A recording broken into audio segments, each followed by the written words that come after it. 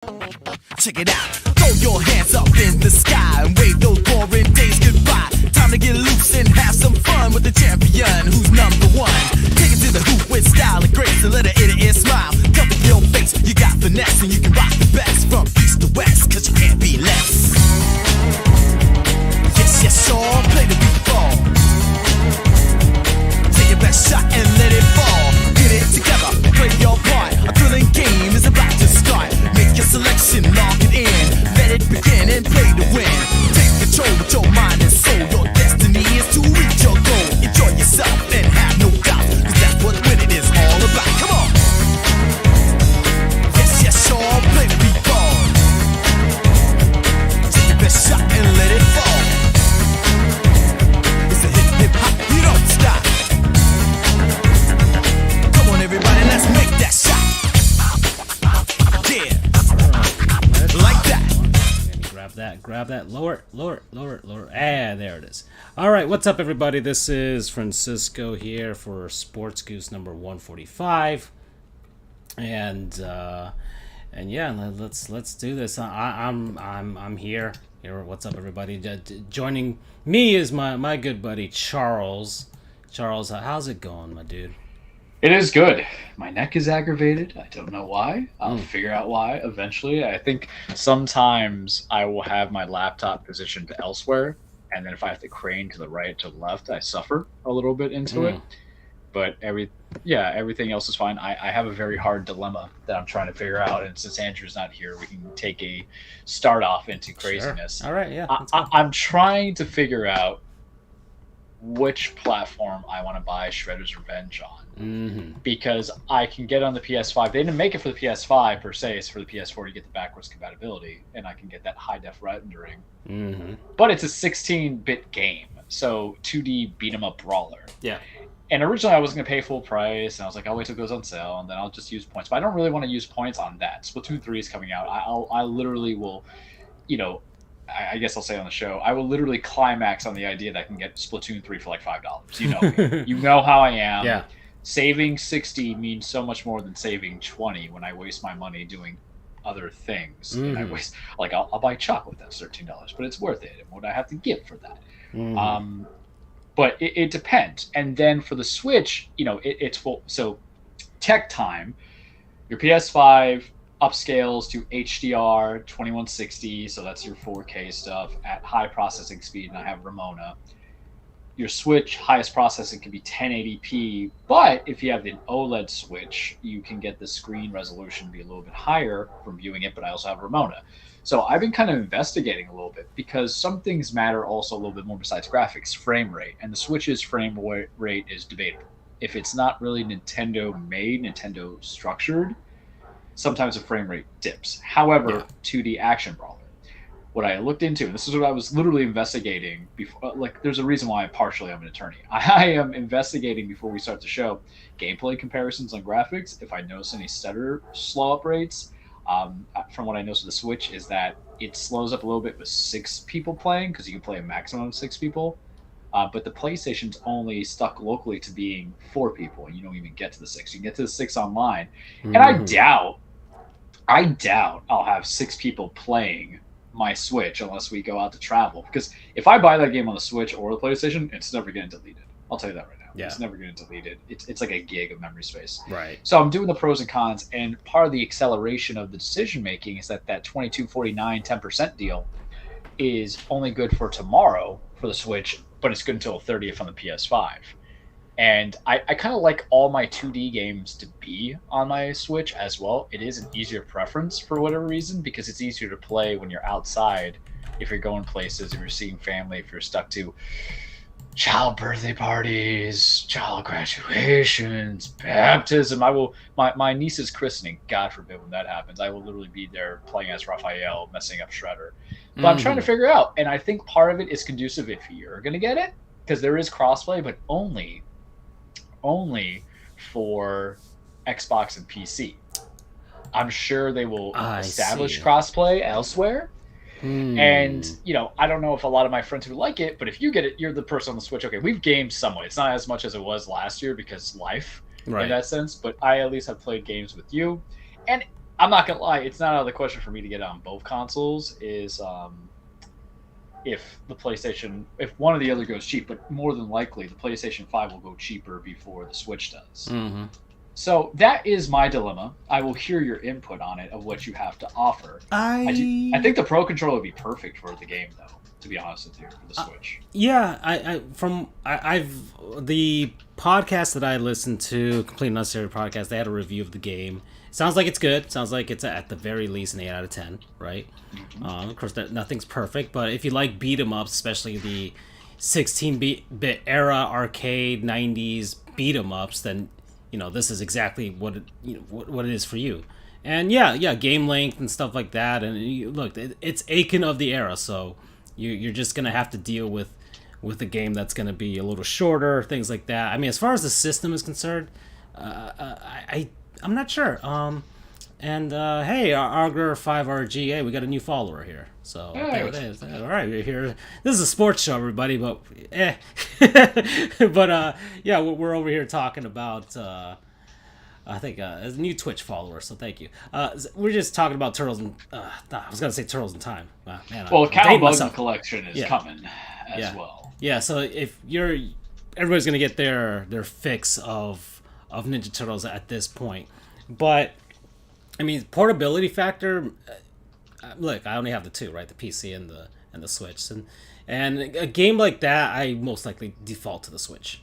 That's how I see it. It's a 2D game. It's pick up and play, and it's like, oh, if you want to just like do a little bit of something and just get out of it, sure. I mean, I recently just did a review of Hotline Miami for my really random podcast that I do on the side, and I just wanted to do a review for the game, and it's like, okay, all right, that's how I wanted to experience. I'm glad Hotline Miami's on my Switch, because anytime I just feel like going into that, I can. It's quick.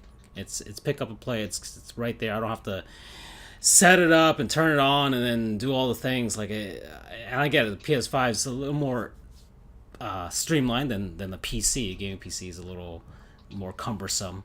But the Switch is just easier. It pops on real quick, and then you're right there. So that's how I feel for like what system you should get it on. And once again, pixelated, 16-bit beat 'em up. Not exactly the showcase for. It's not graphics Death and stuff Stranding. like that, exactly. And the Switch should handle it easier. I don't think you're gonna get like a Digital Foundry video of then comparing the frame rates of each of the games. You know what I mean? You're probably gonna get consistency across the board. And I felt like the Switch was always going to kind of be the end all be all for it. And when I tell you, man, I will probably do one playthrough as every character. I'm not kidding. Like, because it's only 2.5 hours, but I think that's how. There's a few difficulty levels too, so you can. I'm just going straight to gnarly. Oh, really? Yeah, okay. I know Punk, because when I heard the easiest level is it's not even they're just way too easy. The easy level is way too easy. Yeah, so. Well, the thing is, if gnarly gives you more enemies on the screen if you're playing solo, I'm all about that.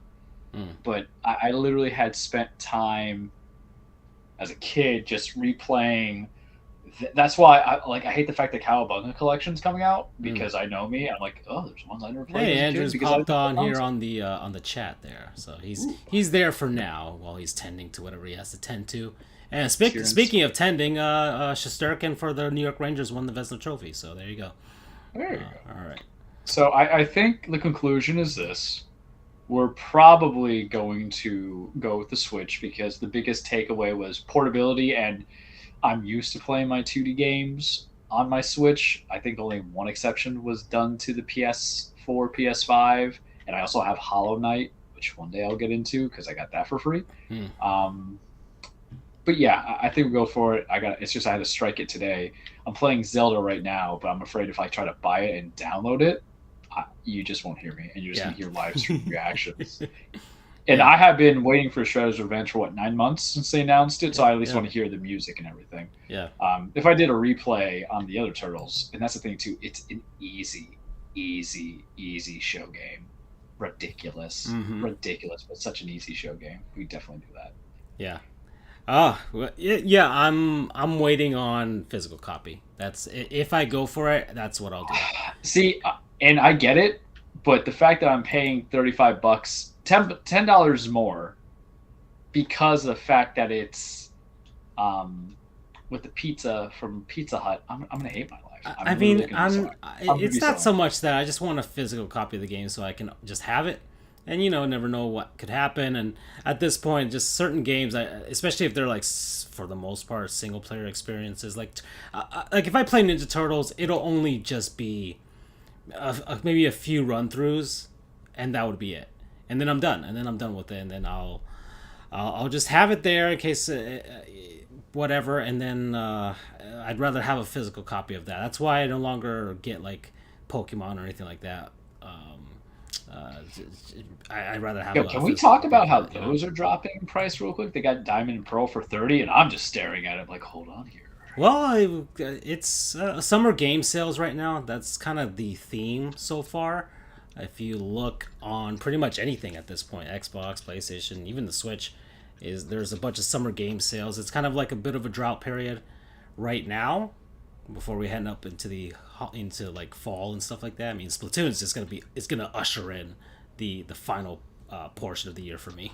As far as gaming is concerned. It's just not fair for either of us, because if there's a story, I'll try to play it, as long as they don't make it just the typical, like, I didn't play 2 stories. Yeah, just do the missions and that's it, and there's a loose storyline. Yeah, I knew what it was about. Straight up. I was like, okay, Callie Marie. 2 wasn't bad, and then I downloaded the DLC, which they're interesting challenges, but they're more like obstacle courses than anything else. It's not really like I don't know, like a Call of Duty campaign, you know what I mean? Where it's there, and they at least they tried, right? So that's how it is. But yeah, that's how I'm seeing the gaming stuff with getting the free stuff and everything the last month or so. So, all right, so I guess we should talk about sports, right? I guess we gave it some time for Andrew. We know he's here via chat, but I think, look, the game just came out last week. I felt people need to know, because if you buy it, we'll get another one. That's all I'm caring about. Yeah. Well, let's see. Well, basketball. Let's talk about basketball, because Andrew's not here, and he's not really the NBA aficionado. I'm sure he would have had something to say about the Warriors and winning and stuff like that, because that's kind of like a mainstream thing that people do know about. But all right, let's lean into this. I titled this episode Kobe's Curse. I think it's also relatable to what we said last week, because I got annoyed. I got super annoyed with every young upstart saying that Kobe's their hero. And I get it. You're allowed to support who you are, but you only, to recap very shortly, you only get that window for another year. When it comes to the 2023 players, or 2024 start of the season, 23-24. Yeah. No more of Kobe. It's gotta be LeBron by pure logistics. I just love the memes, and we're gonna go through them a little bit right here. Internet is savage, man. Oh, they are entirely savage. Both. And what kills me is the fact that I'm gonna say it right now. I can understand not liking Devin Booker to a degree, especially how high-end gamer dating Kardashian. Jason Tatum is generally a good dude, and people were slinging that muck. And look, he's been ass in the playoffs, but that's what happened. It's a long season, and there's also sometimes that drop-off of quality, because you got to think. And here's an honest truth: I'm getting logistics. I'm becoming analytical. Be proud of me, everybody. This is his first season deep into the postseason, if I'm not mistaken. This far out. So henceforth, time finally. Yeah, so henceforth, your body, your focus, your preparation, your body gives out when you're this far in, because now you're hitting 100-game seasons. And I don't think they went as far as, because you got to remember, their Eastern Conference final from 2 years ago was a bubble season, so there was a delay. And his quality of play was actually much higher, aside from that fabulous block from Bam Adebayo, who probably isn't going to be on our team next year. Making a prediction on that. It hurts, but what do you want to be? Let's segue to that after. I might as well comment on it, because the thing about free agency, stuff like that, all these statements become very moot once we hit into like 2 months into the season, or like a month into the summer fully. So I want to comment on that. But Jaylen Brown was good. he seemed. What is up with Al Horford just becoming the fountain of youth and high quality in the corner? I don't know. I can't understand. He's found his niche there. That's for sure. He actually was very serviceable throughout the postseason for the Celtics. Well, I don't know. Don't we know it? But it was kind of crazy.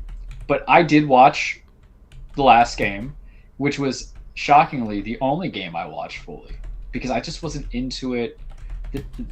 We talked, and I feel validated on my Nets prediction, or calling them the Nets from 2003. It just I don't. It wasn't that thing, and I love watching the Warriors play because there's a narrative to it and everything else. But damn, man, like there was a little bit of a comeback, but did they realize that was an elimination game? Did Ime Udoka do anything to kind of say, all right, let's simplify this, let's make it easy? Because I don't know how you can work with turning the ball over so many times like they did. I understand a lot of it was Tatum, but guys not doing anything. Marcus Smart was trying to do his best Kobe tricks. And then there's Steph Curry. And the memes, man, between Tatum and then also the memes of Curry getting back at all the ESPN guys are saying, he's not going to win any more without Kevin Durant, all this other stuff. I'm like, shut up. I love this. I loved all of it. I just have here the series overview for the 6 games. And yeah, the Warriors, they lost game 1, right? Okay. And then they came back, stomped them in game 2. Then lost game 3 in Boston. They got lazy. Yeah. And then they turned it on after that. They stomped them for the most part, they just controlled the game. In game 4 and then game 5 and then game 6 they just outright just did it. They didn't wait any longer. They were just like, oh, let's just do this, let's go. Getting eliminated at your own home, there's anything more hurtful than that? Well, that's kind of part of the feelings with the Heat when I told you how the way we lost to Boston, it just hurt a lot more. They were just a better team. Yeah. So but because Kyle Lowry and his fucking Sour Patch loving ass. I'm not gonna let that go. No. You're not alone after this in the offseason right now. Twitter has the hater train is everywhere. Yeah, no, Heat Twitter is wholeheartedly agreeing with you now. Finally, I mean, what I was talking that trash when we traded for him. Yeah, last signed year. him. It was a sign and trade. Yeah. I was like, I don't this hating of Kyle Lowry is presented by Lenovo and Intel. Yeah, Lenovo, where you actually get quality at a good price no matter the age. Intel inside, you know what I mean? That's what Kyle Lowry should have had. That's for sure.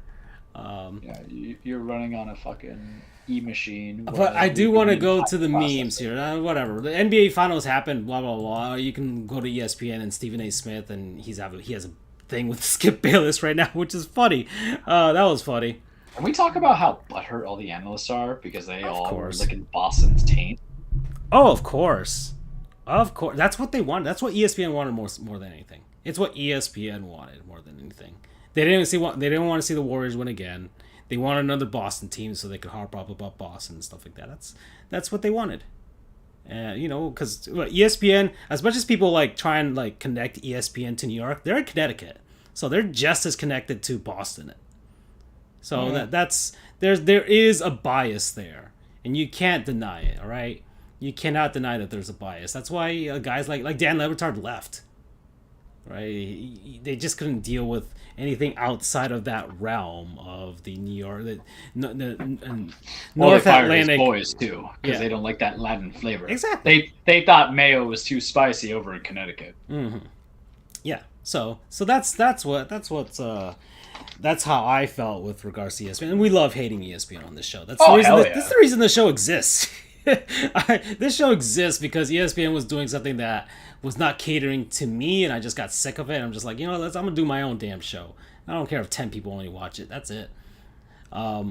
Anyways, where was I? Oh yeah, going on Twitter right now. We're gonna look up some memes here, which were great, and I just focused specifically on Jason Tatum and Kobe memes because ESPN is at fault for this too. As much as I get it, right? Jason Tatum, guys like that, they grew up watching Kobe, and some guys were. Remember, there was a faction that was like Kobe versus LeBron, and of course that never happened because the LeBron and the Cavs choked away their opportunities to make that happen 2 seasons in a row.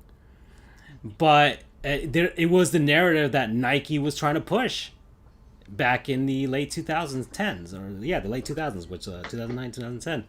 So It was kind of like the transition of Kobe and Michael, but I don't think Kobe ever outright said that Michael was his idol. no, and it's Kobe was like, "I'll get to Michael." yeah, that's true.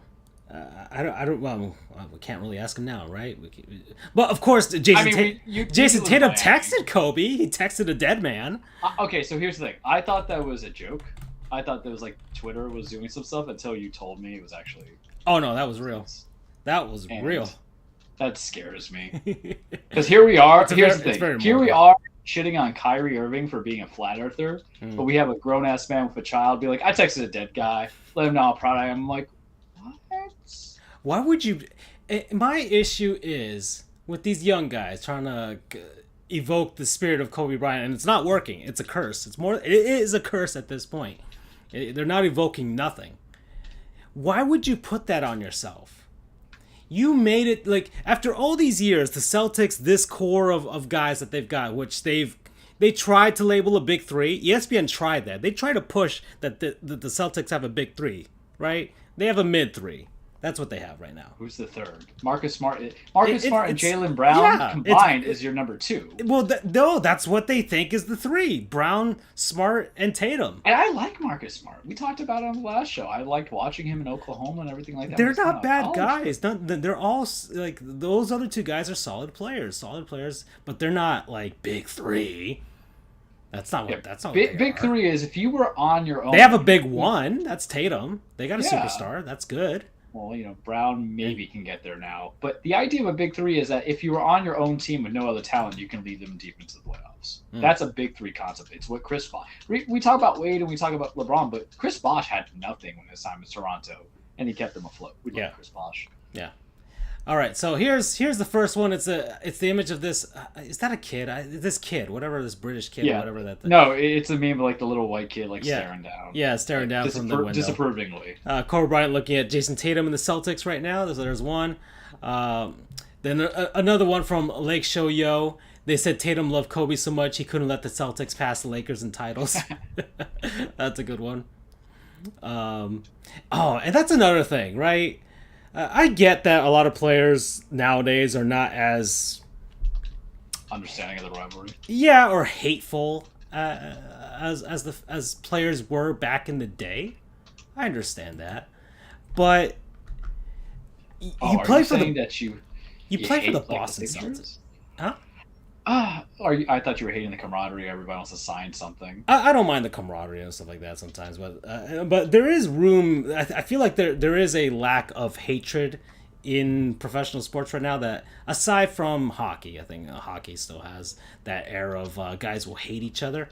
But we need more of that in the other pro sports for the most part. See, I don't think you need it for basketball for a very valid reason, is the fact that when you compare Tatum, they're still kind of young in the league. Mm-hmm. Once you get to Draymond status of, all y'all suck, because what happens is when you're on Draymond level, you hate their GM, you hate their owner, you hate their fan base, and you hate the people that support the racist-ass fan base. Yeah, there we go. Another one was, of course, the text that Tatum sent to Kobe Bryant, where he said, "I got you today," and okay, I can't say that. I can't say that. Another one is basically just says, "You suck." That's another one. Of course, they have the meme where Kobe Bryant's like sitting in heaven with his like hands kind of together, just staring down, staring down, but not in like smiling or frowning, and just kind of like judging seriously. Yeah, in a judging sense. Of, Kobe Bryant watching Tatum get his ass cooked after sending him a text message. That's a great one. Gosh, man, there are a few other ones I'm trying to find.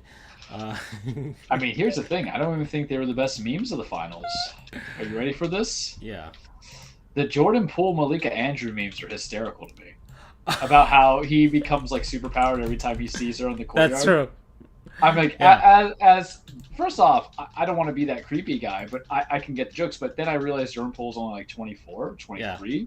So you're like, oh, what? So the way people were going in on it, I was cracking hell I up. love this one. Yeah, Jordan Poole, when there's an opportunity for a post game interview with Malika Andrews and you just see Michael Jordan.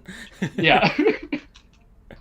Because why not, right? Why Yeah. not? You're young. You're doing it for the fan base. Malika Andrews is good looking. I'll be respectful, I guess. I think Unlike she's other married, men. though. So that's the thing. I'm sorry, but where we're at, She's like married to like a nerdy white guy. So. But where we're at 2022, it's all fair game at this point. For Oh some boy. men. Yeah. Well. You know, Yeah. No. Kobe was married. Ooh.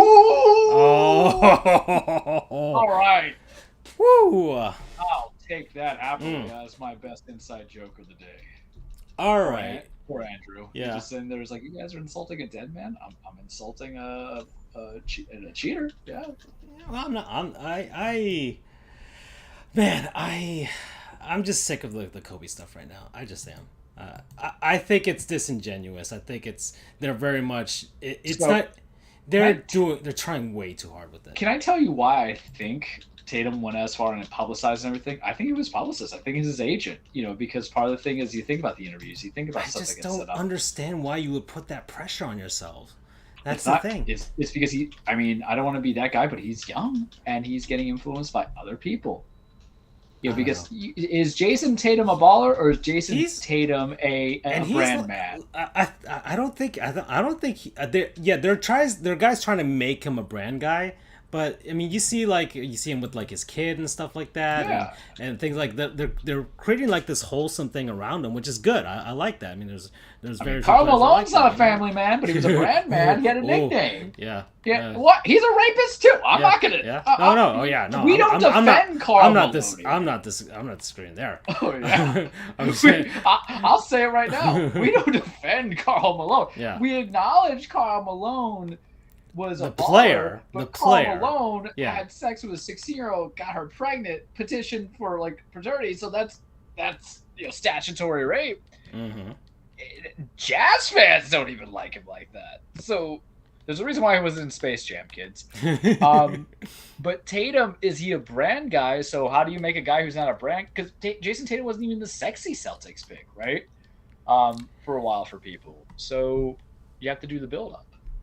Yeah, but I think he's a guy that's humble. He's being thrust into this, and I can kind of get your theory as to it may have been just like the brand people trying to evoke. He's 24. He's not even 25. That is young and influential. But I mean, I don't know if the NBA would ever expand to like St. Louis or something like that. But he'd probably be the first one out if they had a St. Louis team because he loves St. I mean, he's from there.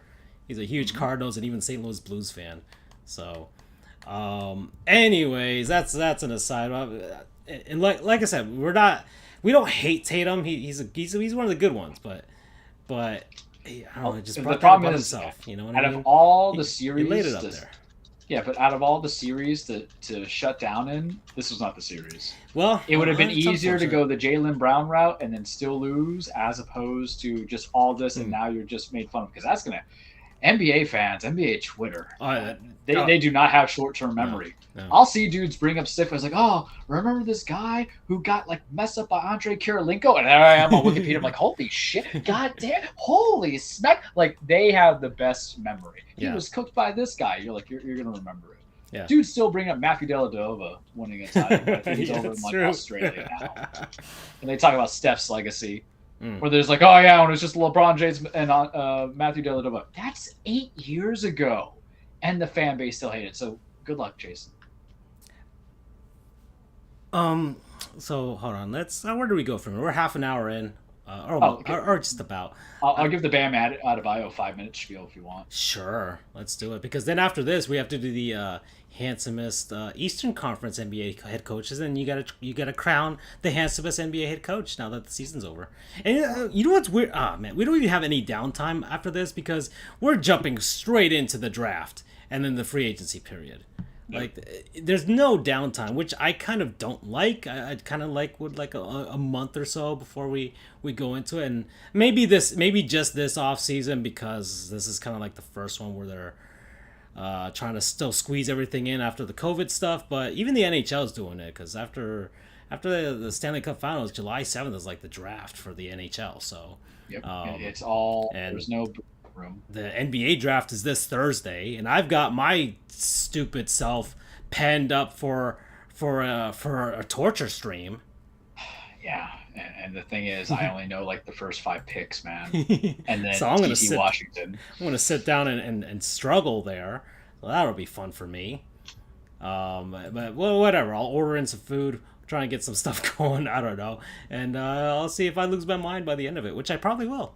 So If I'm on, I'll probably live stream a game or something with you. Yeah, sure. Why not? There's not going to be anything. I mean, the only thing that kept me going for the NFL one was No, that was actual analytics, though. well, it was analytics, but it was that trade. Your reaction for the trade.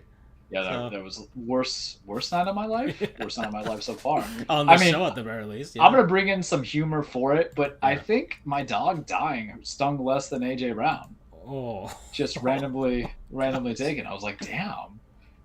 And now I can never watch an Eagles game. I am that hurt. I can't watch an Eagles game for a year. Yeah. It doesn't feel right. And then Traylon Burks has asthma. I'm like, God fucking damn it. That's literally my reaction. I'm like, because I watched him play a little bit when Arkansas was playing last year. Yeah. So that's why I didn't hate it. That's why I was like, oh man, I'm kind of okay with it, right? But then I'm like, oh, he's got asthma. He's gonna be screwed every time we play Denver. All right. So what about our boy Bam? What about our boy Bam? Here's the thing. We have to tell you something. He's only 24 years old too. That's the other thing. Remember that. So you have to look at Bam, and he plays that hybrid power forward center position. He's really more, unless we get a center and we just make him convert into like the Giannis mindset. The question you have to ask yourself, he's max contracted for the moment. Yep. We have to decide if we want to pay Tyler Hero, even though he's a 6th man. I would venture, if I'm Mickey Aarons, goes as this, or Harrison.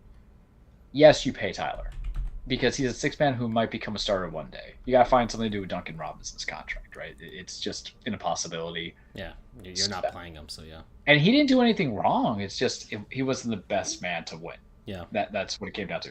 We're stuck with Lowry's contract, and we're stuck with Jimmy's contract. And the problem is that this is not Bam's team. This is Jimmy's team. And who's the window that you want to keep open for? Jimmy. And that means you have to bring in the best players to help Jimmy win. Yeah. And I'm gonna say some things that are sacrilegious. And if our good friend Jeremy Taché, who works for Valley Sports, follow him on the Twitter, was here, he would probably feel sad. But when you look at who our backups were to kind of follow through for Bam with Markieff Morris and Dwayne Dedman,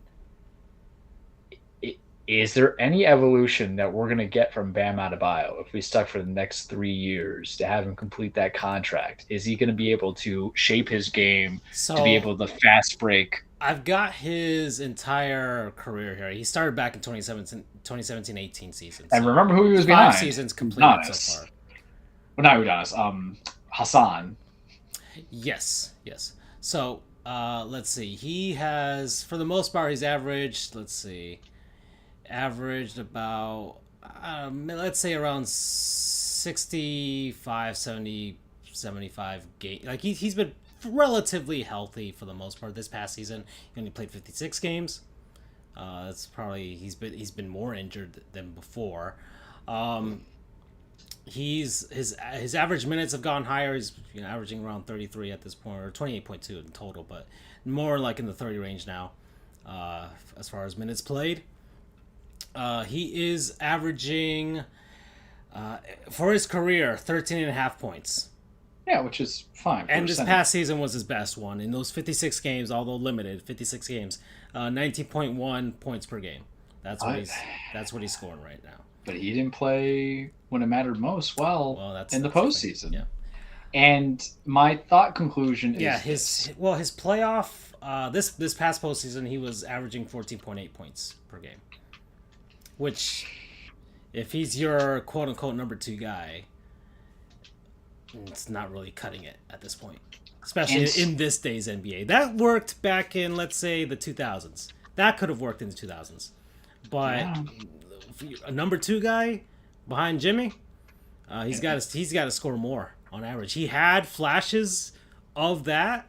We saw flashes of it, but it just never really came out where he could take over a game. And this is the mindset I would bring to you, Francisco.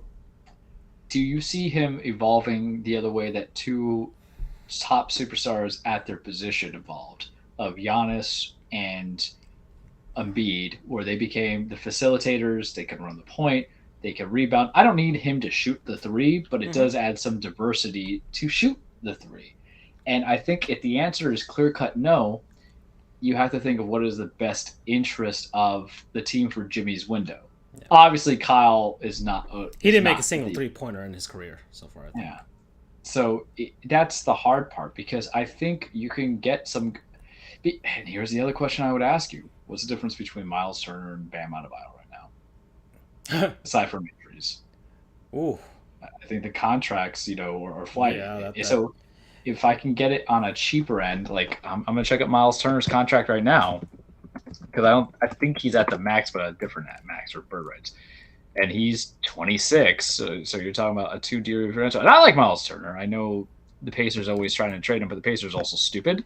So I ease up on that. And look, Pat's never been.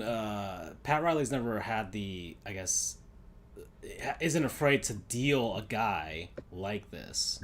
But Miles Turner is only one season left of like 18 million or 19 million. Bam is stuck on, I think, another 3. Let me get it exactly, because I'm going to throw propositions out here.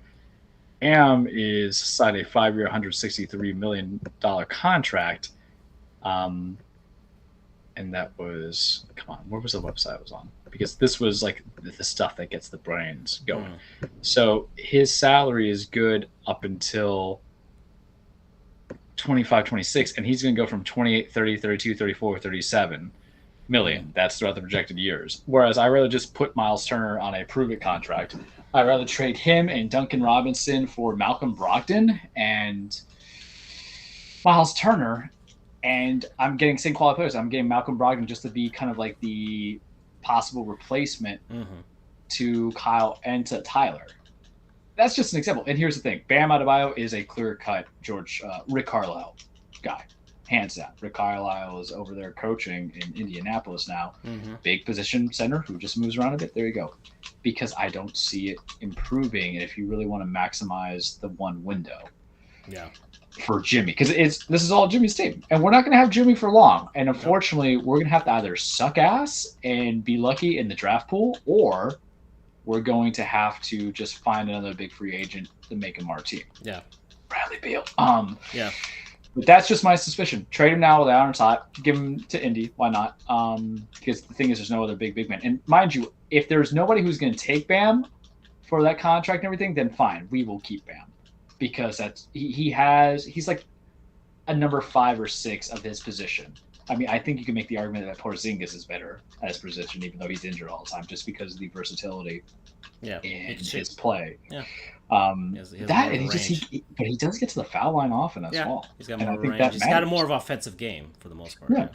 So, but if there's no one who wants to play it very safe, and that's the problem. I want you to be safe to not get injured. And that's it. Everything else, I want you to be a dog, man. And so that's my Bam thing. Because you know what's going to happen? All this thing that we're talking about is moot, but we're just padding some stats here. In regards to the conversation for the show. But yeah. All right. Okay, so that's enough analytical talk, right? All right, so Saints Row, that's coming out. You can get the Boss Creation thing right now if you want to. So if anybody wants out there, they're sponsoring us tonight. And they're also sponsoring this segue into the handsomest Eastern Conference NBA head coaches right now. So would you crack up if I told you I would have a theme song for this if you could play on the intro? You want me to play one? Sure. You want to find something? Okay, hold on. Yeah. I mean, I already had the song. We're going to get copyright stricken. I don't care. Oh, yeah, whatever. It doesn't matter. None of this matters. So let me go on YouTube. That's probably the easiest place I can find it. And let me see. All right, what do we got? All right, so put in Shawn Michaels' theme song. Shawn Michaels' theme song. There we go. 93 to 2014 version? Yeah, that's fine. Alrighty. Get a little wrestling in my handsomeness, man. Oh, sexy boy. Yep.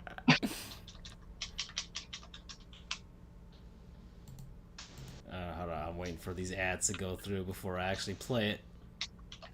Alright, so skip that. Okay. Alrighty, so let me turn up the mic on that. It's gonna come in real loud, but I don't care. Here we go. So now you can segue to the proper introductions of the most handsome NBA coach. Oh boy, here we go. Alright, just trying to get it going real quick. There's the mic. Okay, here we go. Alright, that's super loud now. So let me lower that so it kind of plays in the background. Maybe there's an extended version of it. Fine, but hold on, let me lower that just a bit more. There we go. Alright, I just want to be able to so that we could hear ourselves while it's going on in the background. But sure, Charles, that. Well, you can pause it after you segue the intro, right? Because now we're playing for keeps here. Well, so we just want to say, yeah, it's in. It's going. And now, okay, it's intro. Right, whatever. I did this wrong, but whatever. That's fine. We can do it for an outro. I have no idea. Well, it's in, so we're gonna cover our stuff. WWE's gonna come after us like they always do. We'll come after them later on in the show because there's some interesting things happening there. I mean, this is my only time I could joke about wrestling appears, right? Versus everything else. Okay. Let me go down the list of NBA head coaches again. Let me bring that up. Who on was a Wikipedia. true sexy boy? Yeah. Francisco. Huh? Who was a true sexy boy in the NBA? Well, I mean, we're about to go. We're about to go. So, let's see. Got the list here. I think pretty much everybody used to conferences has a job. So, first one, Atlanta Hawks, Nate McMillan. I feel like I'm being generous. All right. Do you like Carl Winslow from Family Matters? Oh, That's who he reminds me of. No, I can't do it. Nah. All right. I think it's like the facial hair. It doesn't help him at all. He should grow a beard and see how that works. I think a beard would help him. Yeah. He's done the goatee before, but maybe he can do the full thing. All right, so there's Nate McMillan. That's a no. Next is Boston Celtics. All right, Ime Udoka. Udoka. Let's go. I think because now I've seen him kind of. He's a put up shut up kind of guy. We've seen him a few times. All right, there he is. Yeah. He's got an intensity to him. Yeah, there you go. Looks good in a suit. He's married to Nia Long, I think, so that's a win. Yeah, there he is. Yeah, they're with the family. All right. Yeah, Nia Long is beautiful, so he gets a thumbs up on that one. Okay. All right. There he is in the suit. So, he's not too shabby. Cleans up pretty nicely. Has a pretty nice beard. Right? He's how old is this man? 44. He is 44. All right. Next, Steve Nash. Battle of coke eyes between him and Quinn Snyder, I tell you. So Steve Nash is kind of handsome, but is it because of the hair?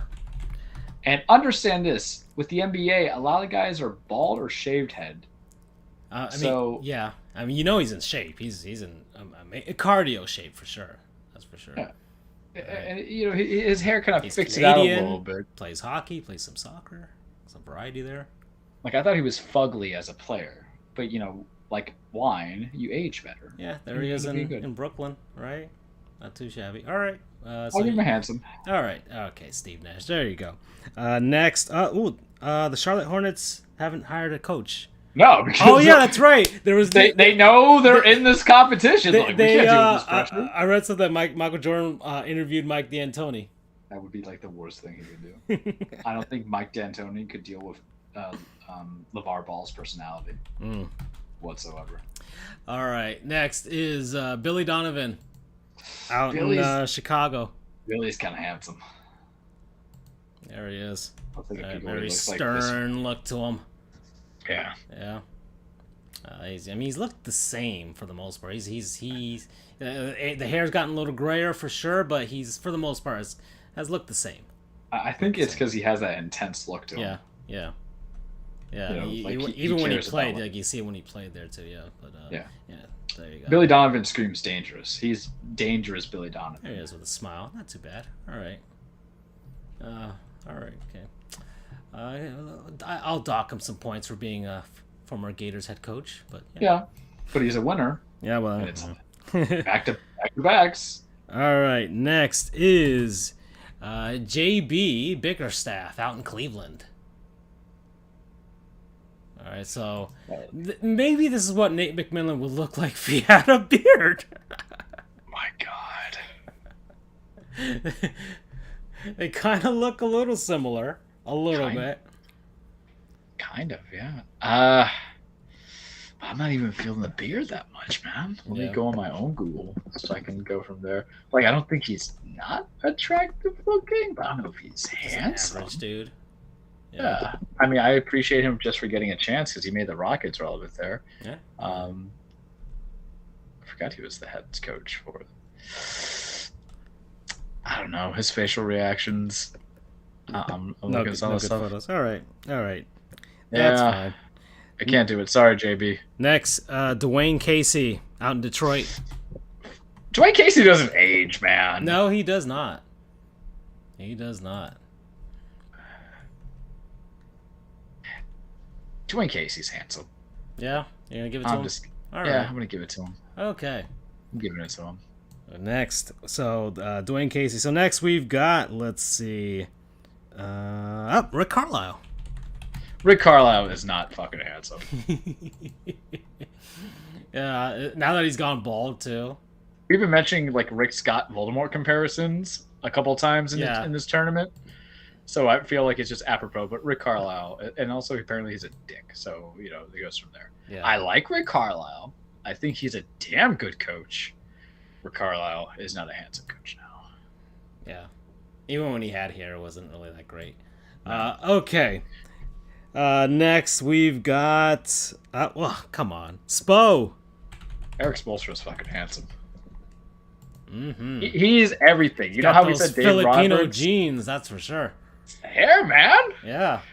He knows how to wear the suit or the polo. But you know how we joke about Dave Roberts can get you all the cool places?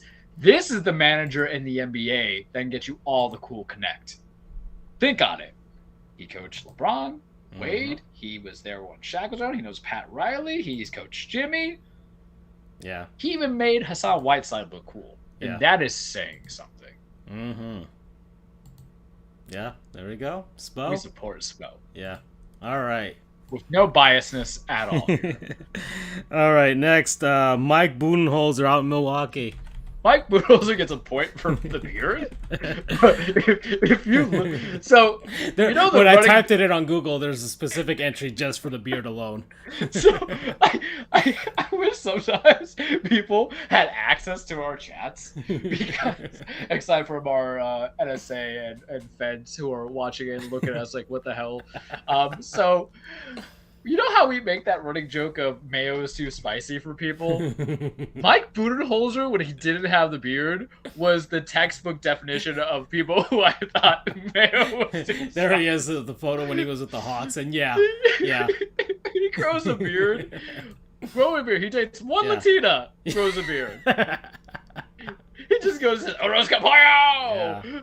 Yeah. Mike Budenholzer is not handsome to me. He's handsome to somebody, but he's not even going to get in the semifinals of this bracket. If you like Jim Gaffigan, he gets. There's one I'm just seeing out with crazy eyes. He gets a point for eliminating the Phoenix Suns. Yeah, doing the thing. But no. All right, next. Okay, how about Tibbs? No, man. Tom Thibodeau. Who the hell is Tibbs coaching now? All right. Do you like Gru from Despicable Me? Because that's who he reminds me of. Would you believe me if I told you that I forgot Tibbs was still coaching? Because that's how long the love affair with the New York Knicks went. One whole season. Yeah. And then it went hardcore. No. So this might not be true at all, but Tom Thibodeau looks like he'll beat me if I say something. And do you blame him for Derrick Rose's career never amounting to anything? I blame him for just letting Bill Paxton or whatever his name is over in Chicago provide him with any player when it's clear that he needed a specific set of players. Mm-hmm. He is your prototypical I need a superstar, but the window is only a season and a half. He is the Frank Vogel. I believe like if you popped him in with that kind of roster, he would have won you that and only that season. Yeah, you get a feel good season. Like when he was out in Minnesota. He same brought thing. Minnesota one playoffs round, exactly. and then everything with the shit afterwards. I know what Thibodeau's worth, but he's too demanding, man. He doesn't know how to evaluate talent, and I feel like he doesn't know how to communicate what he actually needs for a GM because it's always play defense. All right. Next, we got Jamal Mosley out in Orlando. All right, let me look at Jamal Mosley because I'll tell you right now, I have not watched a single Magic game. And neither has Andrew. There he is. How old is Jamal Mosley? He's young. He's on. 40 or something. He is 43. There we go. Do we have a photo of the poor guy? Yeah. Kind of. Look, yeah, he looks clean in a suit. Is it wrong to say that he reminds me of Dave Chappelle? Dave Chappelle was an NBA coach. I think it's the teeth a little bit. No, not me. I'm just seeing certain angles. Yeah, I don't know. He looks pretty clean in that suit, man. I mean, he's clean. Sure, I'll give it to him. All right. Okay. Let's see. Next, we've got Doc Rivers. Doc's kind of handsome. I'm not gonna shit on Doc on that. He's broken promises. You know. I don't know. I don't see it. I don't see it. But I might be thinking of like Philadelphia Doc, because you got to remember. Here's the hard part too. These coaches have been around for a very long time. Like Nick McMillan's been around, Ricardo's been around, so there might be a general progression. I mean, let's see. I want to see where he was. That's in what he Philly looked like when he now. was playing. Okay. Oh yeah. All right. No, I just wanted to look. Just wanted to see. He put on some pounds. I'll tell you that between the time he got when old. Yeah, he got old. Listen, man. He pulled a Dave Roberts. Yeah, but listen, man. Like you got to remember, I'm a wrestling fan, so there's dudes in their 50s that are still jack steroids, but you know. Yeah. You know. No, now that I'm looking at more photos of Doc looks good in a polo, but when he's in the suit and everything, he looks very sad. That's because sad things are happening. Yeah. So we'll pass on Doc. All right. Next, we've got Nick Nurse. Nick Nurse is fucking goofy. Nick Nurse, I like Nick Nurse. Me and my buddy were talking about how I don't understand Toronto fans or any fans who trash Nick Nurse when I don't want to say you have a bunch of no names on that team. Nick Nurse looks like Bill Engvall. Yeah, but he's so goofy. He's so goofy. That's Nick what Nurse, I mean.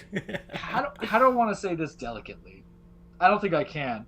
Nick Nurse looks like what a cartoon creator would make a white character look like an animated TV show. I'm sorry. There's no other way I can say it but that. And I feel like I'm not wrong. There's a picture of him doing a thumbs up in one of my images. So, you see it. It was in the candy stripe. Yeah. Go up. Yeah. I feel very justified by my comment. He looks like his favorite, artist is Sade from the 80s. Every time his guys score in Bucky, he's like, smooth operator. Smooth operator. He's so fucking goofy. I love Nick Nurse too. Yeah. But no. All right. Okay. Like if Spoelstra ever left, I would be like, steal. All right. Next, we've got Wes Unseld for the Washington Wizards. I thought Scotty Brooks was still, Nah. team because that's how. He's going to Charlotte. Yeah, he might. How irrelevant that organization is. Let's see, Wes Unseld. Man, I just have him as a player, not as a coach. Hold on a second. Let me just put Wizards. Yeah, because I don't think it's because a different Wes Unseld came in. It's like he's dead. I'm like that can't be correct. There we go. There's Wes. It's Wes Unseld Jr. Yeah. You got me scared, man. Yeah. I'm like, what the guy? I need more than just. Hey, they're trying to resurrect Kobe all these times, and maybe they finally got one. I mean, I need more than. I just have this. Me or a lot of the first-year coaches have like the same tailor between well, Nate McMillan's not the first time coach, but it was his first full season because it was an interim last year, and then Jamal, whatever his name is. I feel like they all have the same tailor of clothing. I need diversity in my suits. Yeah. Okay. Yeah, I mean, you got it from Nick Nurse. I'm not feeling it. You got it from Nick Nurse. Yeah, I'm not feeling it. I'm not feeling Wes. Okay, so that's it. That's it for the NBA. The only vacancies are in Utah and Charlotte for now, and then I doubt they will unseat who Charles is going to pick right now. I think James to give a shout out, James Borregio, no, because we did it for Quinn Snyder, so I'll do it for James Borregio. I'm not going to count Kenny Atkinson stopping by for a cup of coffee. So East Side, baby, it's got to be Spo. Yeah. Spo's my handsome man. Yeah, there we go. And then in the finals, it is Jason Kidd versus Eric Spoelstra, and Jason Kidd wins that. Another win for the Mavs against the Heat. All Sorry. right. Okay, that's fine. So Jason Kidd moves on to the final versus Gabe Kapler and Sean McVay. That next Hockey is gonna be hysterical. Because this is like I have nothing. I know like certain dudes. Like pasty white Canadian guys. Here we go. Yeah. All right, I would have to hear them to see how sexy their accents are. Hear that a boot. You know, tell it to me. You've been there. All right, get some Tim Hortons. There you go. All right, so we're at 55 minutes. Oh, man. Andrew's still not here. Huh. I wanted to go to non-sponsors, but he still ain't here. How can I kill 5 minutes? Or 4 minutes now?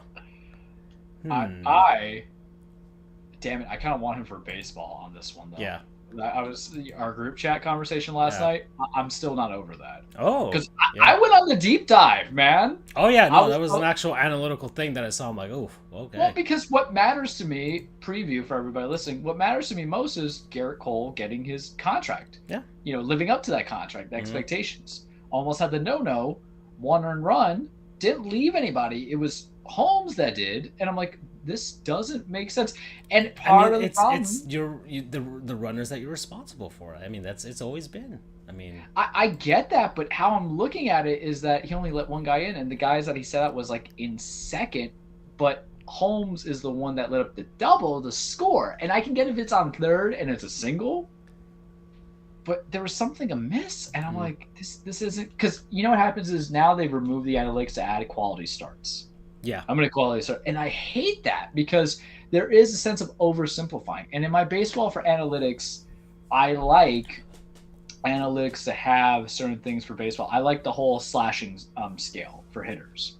I think slugging matters. I think OPS matters because it takes into account certain things. I don't like it in other sports like hockey and basketball. Speaking, after you finish your thought, I know what we could talk about right now. They're doing the NHL awards right now. Oh, so, well, do we want to do that with him, or? I guess. I mean, I could just rattle them off real quick because I feel like we'll get through to baseball. We haven't talked about baseball in like a couple weeks. But does he want to talk about hockey? Because his precious life. 2-1 right now. It's 2-1. Like, there's always a possibility, but we'll see. I mean, and I think I had something on combat sports as well because there was Better Biv versus Smith, and then there was stuff with UFC. But damn it, I lost the thought process of it because when I can mention it, I mention it. It's just not everything's earth-shattering. And I think the only thing that we talked about last time was, I almost said Arturo Gatti. Wow. Canelo Alvarez going up to the light heavy and then getting demolished. And now he's going to go back there. They're going to go for the Triple G fight. Damn it, but there was something. Because I was watching something, because I'll go on like Twitter for my combat feeds because I'm just like, get to the point. I just want to see the knockouts or the submissions. But damn it, I forgot. And I had put it as a mental, and I was like, oh, talk to the boys about this, but it means nothing to me. Well, let's see. Well, I think, whatever. You know what? Screw it. We'll just do non-sponsors right now, and then when Andrew comes, he can do his, right? All right. And then we'll just go from there, right? So we're here. I think I have some small segments I can rattle off there that I've been saving for quite a bit. So the word from our non-sponsors, people, places, and things and concepts and what have you that we've been enjoying the last week. Charles, do you have anything that you've been enjoying? So Friday, right? I was hungry Friday. Yeah. I don't really remember what I ate, but I know it wasn't a lot. Oh, I remember. So, well, I'll start with this story. Give a little extra context, and maybe Andrew will pop in. So Friday, I had like a learning conference with all the other DB Center attorneys, a smaller segment. So it was like from 10 to 1, really weird timing. And then my coworker, she should just be my non-sponsor sometimes. She brought in like cookies that she had baked, and they were delicious. I had 12 of them. I kid you not. But my entire meal of that day was just 12 cookies and a Jocko Discipline energy drink, which tastes like ass, but did give you an energy. Neither of my non-sponsors, the cookies from Bonnie, are worthy of being on sponsors.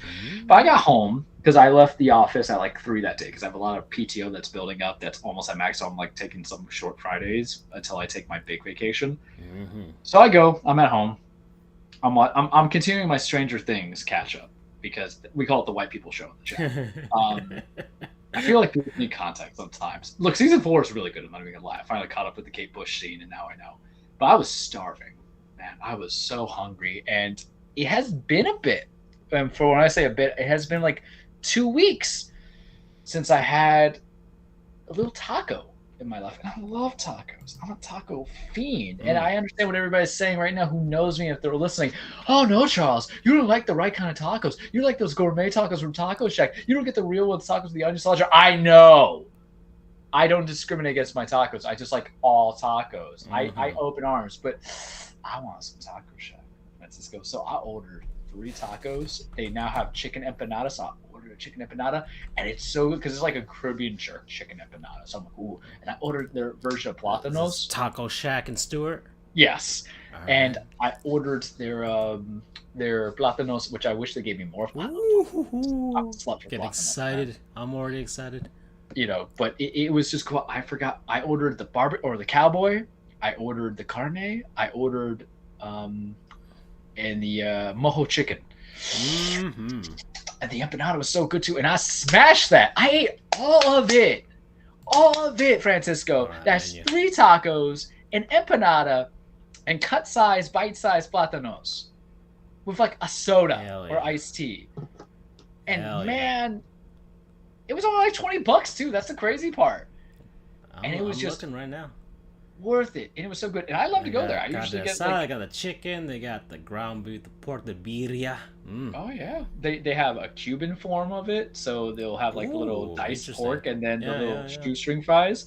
They're good for variety. Yes, it is not authentic Mexican tacos. I have a place to go, but this is right by my job, and I typically get it like every couple of Thursdays. But I've been on the road a lot lately, splitting between here, Fort Pierce, and Vero Beach. So we don't get that. That's why Fat's Chicken was getting so much love, and so was JoJo's. But we got to remember where we started from. And Taco Shack's always been good. You can get burritos there. You can get quesadillas. You can get the Tres Amigos, the Three Amigos. You know, get a little bit of bite. Crispy octopus right there with that spicy mayo. Hell yeah! I haven't tried any of their seafood-based stuff, but I'm not against it. You know. But you know, when you want something, you go get something. I was craving that because it's been about 3 weeks. Tartar sauce. I want to know what that tastes like. Yeah. And they also started adding in some snacks and everything like that, some sweets. I mean, if they got tres leches in there, I'm just set up. But I've always loved me some Taco Shack. It's just so good. We support it. We love it. You know, they have a lot of things. I think they also have street corn now. So it's like I'm so ready to attack it. Yeah. Because anybody, it's a cool hangout place for people. I just pick up my food and go. I either bring the food back to the office or I just take home and eat it. But it was needed. I have been thinking about it. I love it so much. I understand it's not a basic taco that everybody's used to, and I don't hate on those basic tacos. But every now and then I need a little creativity in my life. I need a joie de vivre in my my Hispanic foods, as we call it. And you know, are they based on white owners? Probably. They even have Jarditos, I think. That's what trips me up the most. I'm like, what? You're getting to everybody, but whoever cooks it, I love you. You know, whoever owns the establishment, I love you. You have fed me many times. And you know what the weird part is? I keep forgetting to sign up for the rewards thing, and I should because they even know me because I go in there with my mask and I'm in the suit. Yeah. And they're like, what's else? I'm like, hey, what's up, man? And I just go. But Taco Shack and Stewart, get you some, right? I understand that they're not the OG original tacos, but I don't care because, you know, some people like one thing, some people like another, but as long as you have tacos in your life, everything's going to be fine, kids. Everything's going to be fine. Promo code, not your basic taco. Nice. Very good. I like this. I like this a lot, man. There's a few things on here that I'm just like, yes. Okay. All right. So, I guess I have to be next. We have no choice, right? I guess I have to be next. So, all right. So I went back to West Palm Beach to visit family. Father's Day weekend, of course. A bunch of stuff and everything like that. Hang out with the kiddos as well, the niece and the nephews. So just doing all of that stuff for a bit. I played some Switch and everything like that, but I actually had a physical activity that I did on Sunday, Charles. Tell me.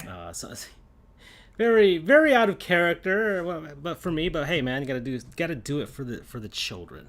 Okay, I went to a little place called Defy. I think it's called Miami, whatever. Or not Miami, but Defy Gravity thing. It's one of those trampoline parks. Oh, like the little bouncy ones? Yeah. I know that Defy sounds like redundant, but Yeah. it's like, all right. Yeah, there it is. There, I found it. Yeah, Defy Trampoline Parks. They've got a bunch of locations all over the place, but they opened one in West Palm Beach because it's fairly new for the most part, and you go and you bounce around and try to avoid getting a concussion. So I've never And been. everybody, we're old, so Yeah. this is more dangerous to us Yeah. than. Well, believe me, I was feeling it later on that day, and especially the morning afterward on Monday. God. I was feeling it because my body was doing things it shouldn't have, and yeah, but I enjoyed it. Just keeping an eye on the niece and nephew so they don't get concussions or anything like that. But for the most part, you go in, you have to buy these special socks, and they have like the non-slip socks. You have to buy one of those, so you know, liability issues, all that stuff, right? And for the most part, they kind of just give you like a little wristband. You're in there for 90 minutes. You get 90 minutes, and then the colored wristband. After like a certain time, they'll say, "Hey, everybody who has this colored wristband has to leave." You know. Yeah. But you go in and they just kind of let you have at it. There's only a few things in there where you need like an actual employee there, so to make sure you don't kill yourself or anything like that. But I don't know. It just felt different. Just bouncing around the trampoline. You got to kind of get used to it. Do they have like the little green safety pad stuff? Because there's urban air by where I live that has like a similar thing. Yeah, I don't know mean what's they right. got they had like a dodgeball thing, which was pretty cool, with really soft balls. Not really not anything that you would get a concussion from. Not like the Wow. not rubber dodgeballs. Of course, they can't do that. They have the battle beams, which is kind of like you know, like American Gladiator, you know, that type of thing, where you just kind of try to shove yourself into the pit. That was fun. I did that with my nephew. I let him win. I didn't. You see, you and I are two different people. Because with my nephew, he's 14. I remember like was Oh when no, they no, were playing he's 14. He has to stand up for himself. My nephew's 7, so All right, yeah. right. I would have crushed the 7-year-old, but you and I are two different uncles. They had basketball, but I didn't try that. There was a bunch of people trying to shoot into that stuff, whatever. They had like a little obstacle ninja course, right? You know, American Ninja Warriors course where you jump around and climb and try and make it to the end. Had a few of those. They had two big giant slides to go down as well. They have a big giant open area. We just a bunch of trampolines, you just jump around and things like that. Parkour stuff. You know, you're running up they call it the wall tramp or all that stuff like that. You're running it up an extreme wall, feeling like Sonic the Hedgehog, right? And they had a zip line, a big swing. You just kind of jump into the pit. Just fun. It's really fun. I thoroughly enjoyed it. I wouldn't mind going back to try it and stuff like that. There were a couple of guys in there doing American Ninja Warrior things, because you could tell that they were training for that. God. Which, you know, surrounded by a bunch of like preteens and and children, looks a little weird. But whatever, they paid for it. They can do what they want, right? You know, right? So that's fine. But they were there. And aside from that, I don't know. You can get a membership and get a slightly cheaper price if you want to, but I don't know. It's not something I would think that I'd do every day. But yeah, I would be concerned if people did every day. Like, I'm not trying to judge people's life, but how much is just buy the trampoline? Yeah. So yeah, Defy, amusement park or Gravity Park, whatever you want to call it. Promo code concussion. Because I think I banged my head a little bit too hard on something. Probably shouldn't have gone to sleep, but whatever. I woke up. Okay, so, gosh, man, I was kind of planning for Andrew to be here by this part of the show. Well, You know, it's good. Had hockey ready to go, right? Nobody's NHL cursed. awards are happening.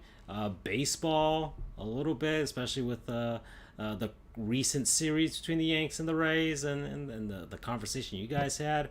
But you know what? We can always just kind of default to some of the stuff that we always do. It's like gaming, right? Mm-hmm. Can always default to that. Still haven't completed Death Stranding, Charles. I'm trying. I'm really I trying. mean, I made a conscious decision last night to go to bed, which like I came home, I sat down, I laid down on the bed, and I turned on the PC, but I just kind of sat there. I'm just like, do I really want to load it up and try this right now? And I decided by that point, I had already the time had gone by, and I was just like, you know what, it's not happening tonight. and the thing with that game is it doesn't give you a jolt of energy. I like how therapeutic it is as well. It is. It is. It But is. it's not like splashy, splashy explosion. Right. But, so you realize you're old. Yeah, part of the splashy explosion part is like I don't mind that it doesn't have that. And look, that was the criticism against the game when it came out, right? People didn't get it, and Kojima was like, well, you know, Americans just don't get it, and I can kind of agree with him on that, right? There was some cultures there, everybody thought it was going to be Metal Gear. That's what everybody thought it was going to be, but it's not. It definitely is not. But I guess I just have to push the story along. I think that was kind of my thing. I got a little too bogged down on the finding the lost cargo out in the open field, you know, Yep. and trying to deliver those, and trying to finish off all the deliveries in each of the different points, the distribution points, and trying to connect the Cairo network. I was kind of and trying to create the roads and stuff like that. Like that's what I focused on, because I'm like, I want to make the end game a little easier for myself, right? By just constructing the road and just getting everything done. And I probably bogged myself down, but hopefully maybe by doing all that, once I get going again, because I'm 30 hours in. Jesus. I'm 30 hours in. I'm on chapter 5. Oh, you were nowhere near close, man. Yeah, There's 14 chapters. I know. I looked it up. God. I looked it up. I'm 30 hours in, and I think I kind of discouraged myself because I'm like, maybe I could beat this in a month, and it's not looking like that. It's not Hey, looking see, like that. that's why I take a different approach because I try to push on through the story and not allow myself to get sucked up to side missions until like 15 hours in. Like, mind you, I did some of the side orders because I want to build the relationships at higher Cairo network. Right. But I started Fragile's episode, like episode 3. Yeah. So now I got to go to South City and then Mid City or whatever it is to kind of go from there. Like my hype for the game is it's beautiful. It is engaging because it's curious, and people might say it's boring, but really at the heart of it, it's a survival game that's also simulation. Mm-hmm. And you don't have the capacity to fight certain things. The problem is I think some people, they know it's the engine from Phantom Pain, and they want it to be exactly like Phantom Pain, but that's not the whole point. But it's very much Phantom Pain.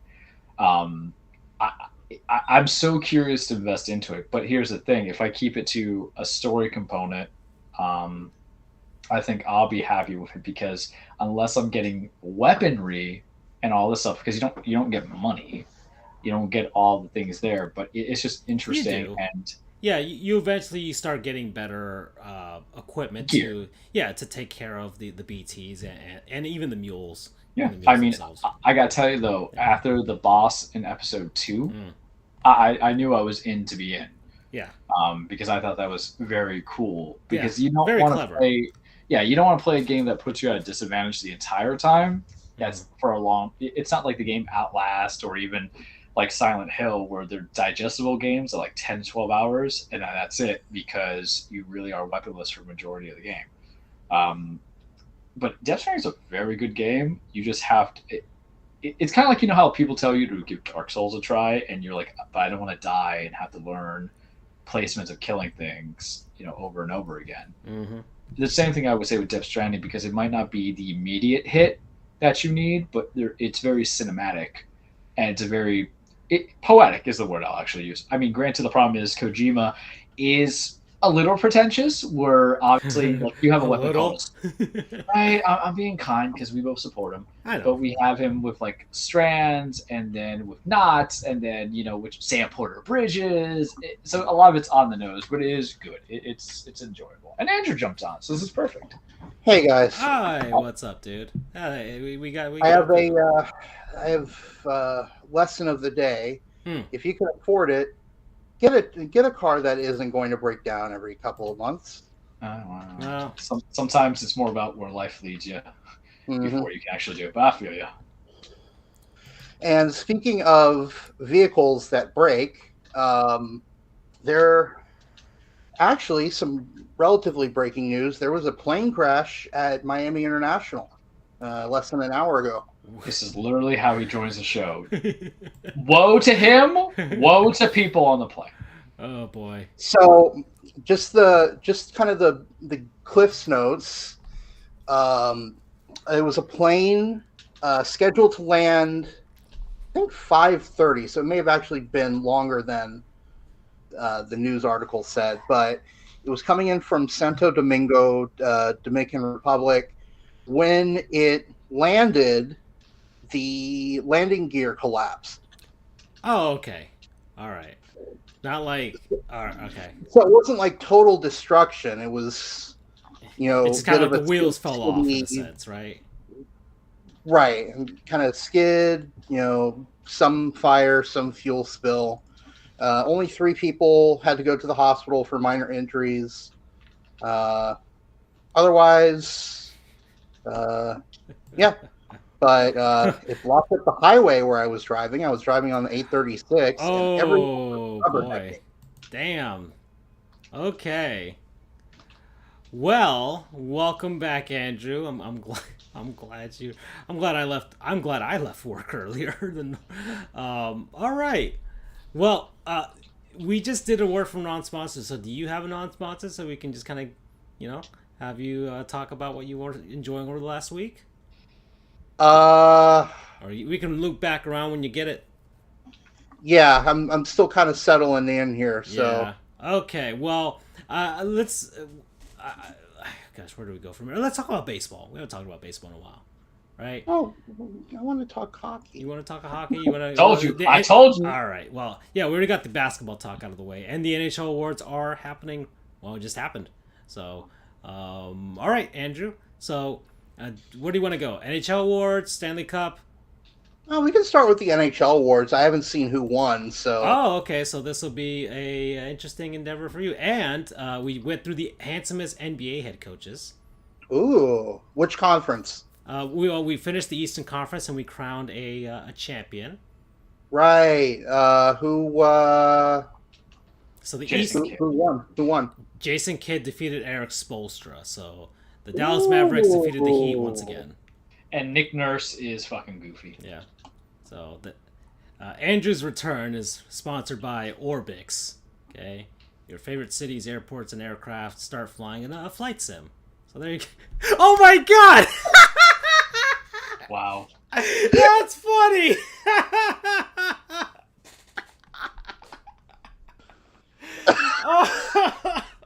How is it that you're the worst one out of all 3 of us? Oh god. Like, Andrew is obviously the straight man of the comedy, and there's times where you're like, I might be the Michael Scott, you're the Michael Scott, and then all of a sudden you become the Todd Packer. I didn't mean for that to happen, but it is hilarious. It's almost as bad as the Chris Rock rant that you went on, which I found hysterical. And no Oh, I'm sorry.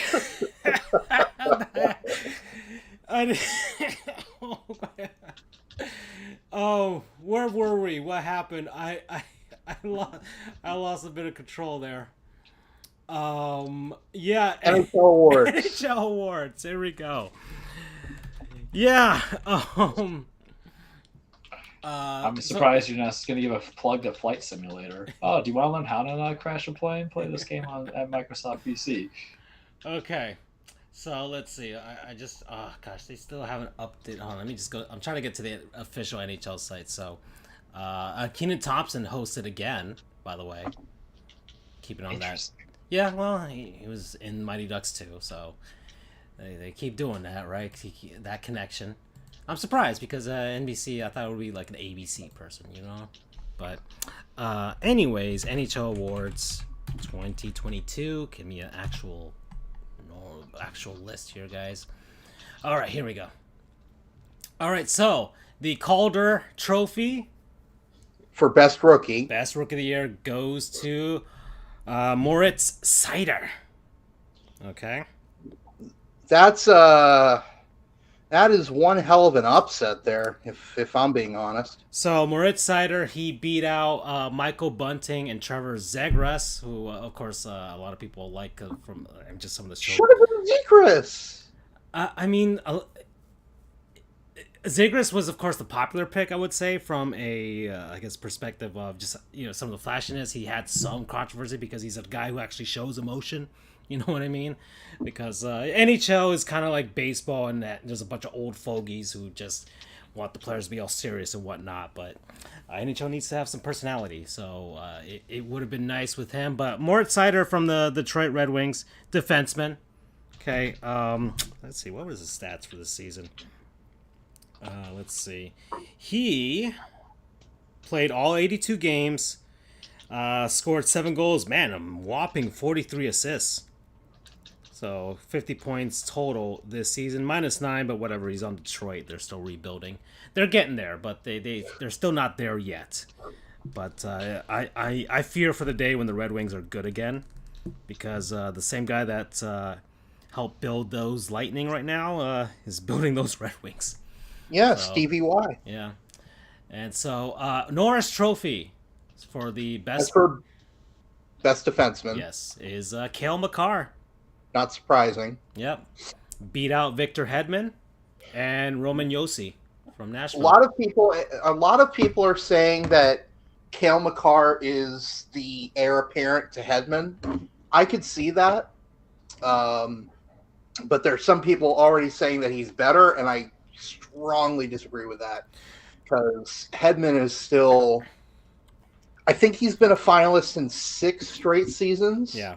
And that's a And he has won. yeah. And like he's once a defenseman has it on lock, he's on lock. Right. And, I mean, he will go down eventually because age is a thing. yeah. But it's still Hedman's league. Well, Makar, well, we'll see, because it might be Makar's league after this series, okay? So, but Makar scored 28 goals, 77 games played, 58 assists, 86 points, a plus 48. And remember, the Avs just scored we're seeing it in this series, the first 2 games out in Colorado, but they score a ton of goals, and he helps them score a ton of goals. He's really good at what he does. He's not just an offensive, he's an actual defenseman. That's the scary thing. So, Right. he's up there with Hedman and Josi, 2 really good players. The Lady Byng Trophy. So this Charles, do you know what the Lady Byng Trophy is, Charles? No. Well, This is new, and I've been on the show for what? Yeah. 4 years? yeah, well, Alexander Barkov has won it in the past, and it's a very hockey award. Let's just say, it's for, and this is the actual description of what it's for. It's for the player adjudged to have exhibited the best type of sportsmanship and gentlemanly conduct, combined with a high standard of playing ability. So it's like the And one. if I may, I'd like to break that down into English. It basically means the guy that played good and didn't get a lot of penalties. Yeah. Oh, nothing to do about not being a dick? Because you had me thinking. It was like, oh, hey, you didn't get Well, arrested. a lot of those guys You didn't have to settle 20 sexual assault a lot of those cases. guys who are basically some of the least dickiest players in the NHL. So that's the thing. But also, some of it is luck, because yeah, I just mean, not- it's kind of like how everyone on Earth speeds, but they don't get a parking ticket for it. Mhm. Everyone, to some extent, is going to commit a penalty at some point, because Hockey. by the letter of the law, if you put your stick into the guy's back, it's a cross check. If you hit him into the boards too hard, it's boarding. If you rough somebody up, like face wash, it's roughing. I still feel like Andrew needs to watch Shoresy, man. Like, that would be his show. Yeah, just to get some of he'll know the nomenclature of the show for sure. And if you're even wondering extra here, this is kind of my semi-Andrew verse. Lady Byng was the wife of Lord Byng, the 12th Governor General of Canada from 1921 through 26. All right, just in case you were wondering. Okay, next, the King Clancy Trophy, Charles. It's another very Canadian award. Do you know what this is about? No, this is like, aside from you guys explained to me in the past, like the President's Trophy and all that stuff, and then the soon-to-be Carvajal Trophy. Okay, so this is the let's see. So it's officially described as the player who best exemplifies leadership qualities on and off the ice, and who has made a significant humanitarian contribution to his community. Basically, like the award, like the Roberto Clemente Award in baseball. There you go. Right? Yeah, or the Walter Payton Award, the same thing. Yeah. So I always except thought instead of being named for except instead of being named for a game-changing, world-changing player, it's named for some old white guy who's been dead for like 100 years. Sounds about right. It's named in honor of Francis King Clancy, Andrew, who was a former player of the original Ottawa Senators and the Toronto Maple Leafs, and they became a coach, a referee, and a team executive. So there you go. That's who it's named after. Okay, so that's like the one exception. Well, no, they've got the Rocket Richard Award. Yeah, so. we'll get to them. So, so that's PK Subban. He won the award this time. All right, and he beat out Ryan Getzlaff and Darnell Nurse. Okay. The William M. Jennings trophies was awarded to the tandem of Antti Ranta and Frederick Anderson. And that is the lowest. I think it's goals allowed, or is it goal against average? Hold on. Let me actually confirm that, because I don't. I think it's goals allowed, but let me see. It might be GAA. But it's not award. So Charles, it's not awarded to one person. It's awarded to the top two goaltenders for a particular team. Yeah. So let's see. How often are you switching like goaltenders? That's my question. Depends on the team. Because that's the thing. Why is another guy just going to be a reserve guy? It's like what? You would say like a 70-30 or 80-20 split? Yeah, I'd say. I'd say like, I think Vasi will usually play like 50-something games. Mm-hmm. So Brian Elliott would get the other 30, or whoever the backup is. So William N. Jennings was an executive of the NHL, and his trophy, so that's who it's named after. And as far as the trophy is concerned, given to the goaltenders playing a minimum of 25 games for the team with the fewest goals scored against. There you go. So that's what it is. And so the Carolina Hurricanes, basically. It's almost a team award in a sense, but it's the Carolina Hurricanes this season. Okay. All right. And bear in mind, it's just 25 games, so actually, in theory, it could go to multiple goalies if, like, let's say all of them were even, if you have like goaltender by committee sort of thing. Mm-hmm. But generally, it's going to be two goaltenders. All right. The Vezina Trophy. So I know that trophy. There you go. Best goalie in the league. Igor Shesterkin. Named for one of kind of the first great goaltenders, George Vezina. Yep. So, Igor Shesterkin of the New York Rangers won. Not surprised Beat out Jacob Markstrom from Calgary and UC Saros from Nashville. So, there you go. Yeah, had himself one hell of a season. Next is the Bill Masterton Trophy. And this is kind of like the Comeback Player of the Year award. Yeah. Okay. So this, yeah, and almost not. It's for the most part that's what it is. Sometimes I mean, it's technically. I'm giving you like the layman's explanation. Like with the Lady Bing Award, you have all this flowery language, but at the end of the day, it's who is a good player who didn't get a lot of penalties. Here, it's like in the past, forget his name, Ryan Boyle was diagnosed with cancer, had to take a few months off to get chemo, and he came back and played decently well.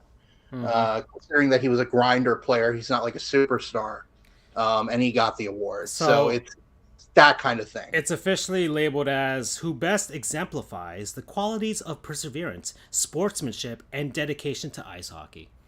So, i.e., you went through something and you came back. Jaromir Jagr won it with the Panthers. It was just basically like, you're still playing? All right, Joe, just give it to you. Fucking old. Yeah, exactly.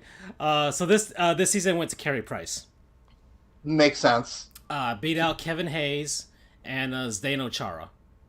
So to give Charles, so Carey Price, who's the longtime starting goaltender for the Montreal Canadiens, went through a lot of shit over the past year. He was injured, so that was kind of the start of it. But then he had, I don't know, drug, alcohol abuse problems. I don't know. Yeah.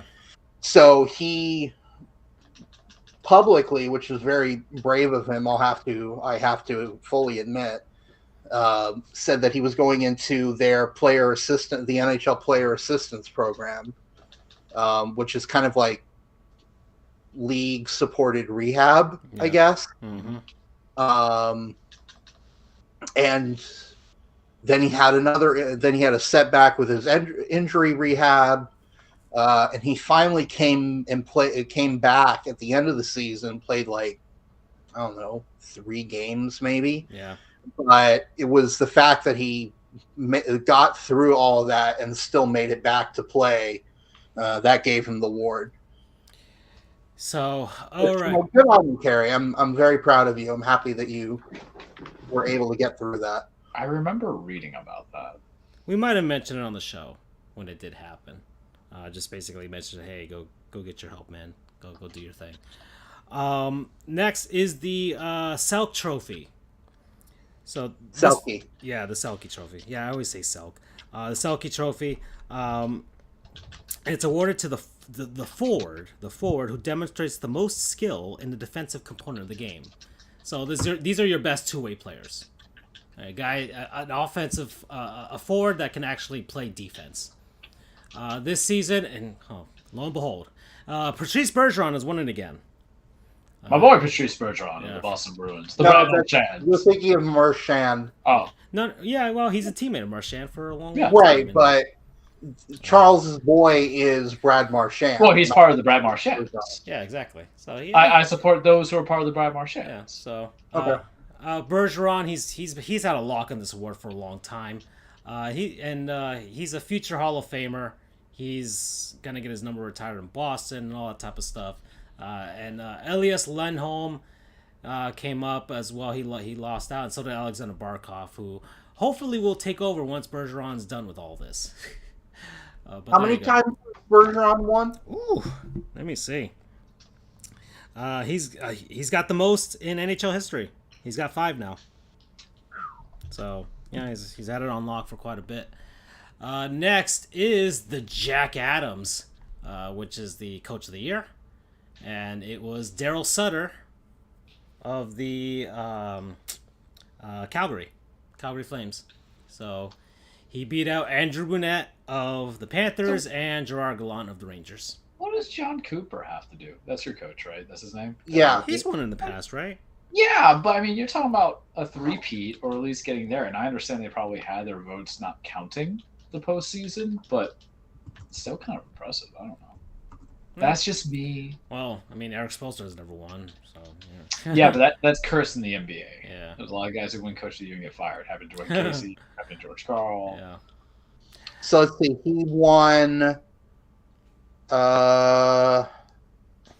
He He has never won the Jack Adams Award. Oh, well, there you go. Well, the Jack Adams has kind of cursed itself too. So He's only won twice. He's only been nominated twice, 2013, 2014, and 2018, 2019. So he might be the Eric Spoelstra of the NHL.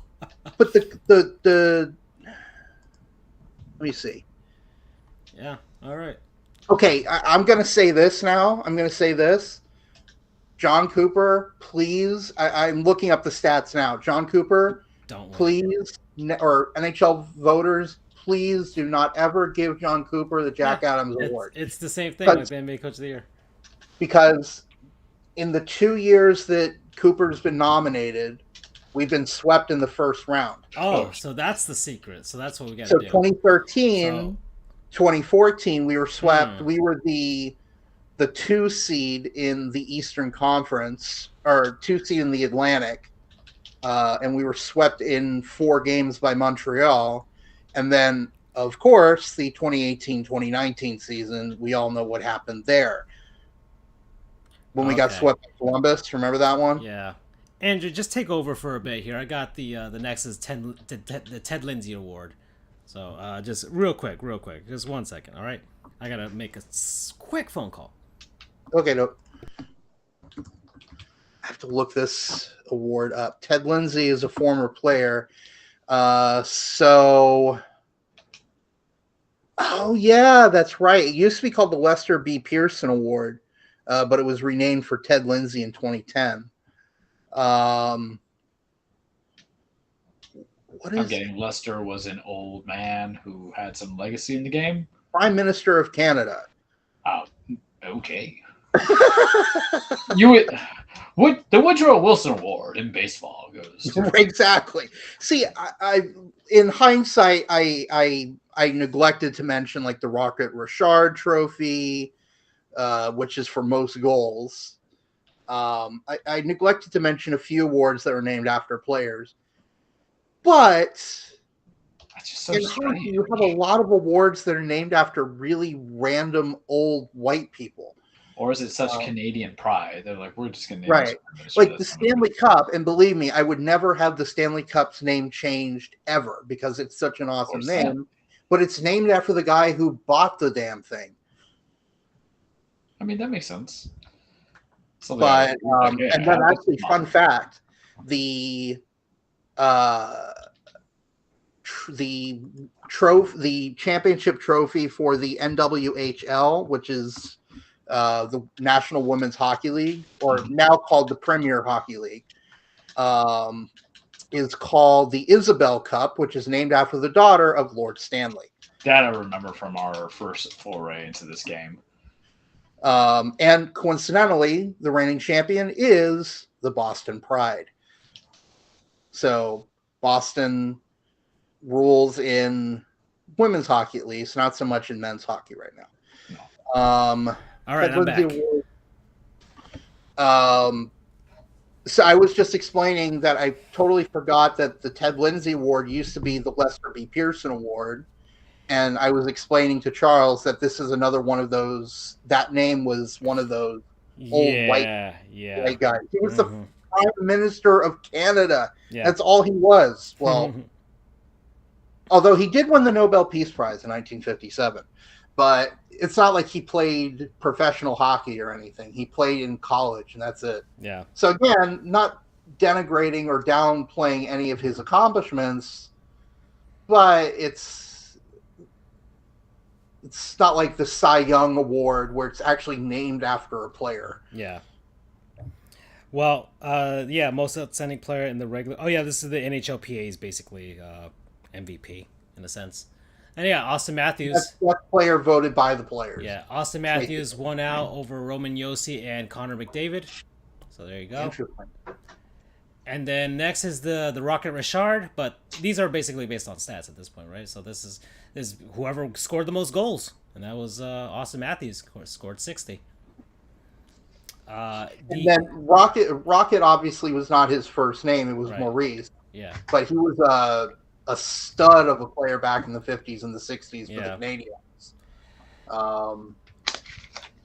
Next is this is one of the fairly newer awards. It's the Messier Leadership Award. So it's named after Marc Messier, who was probably one of the most notable captains in NHL history. And of course, a Hockey Hall of Famer himself. And Great current player, of analyst course. for ESPN. That's true. That is true.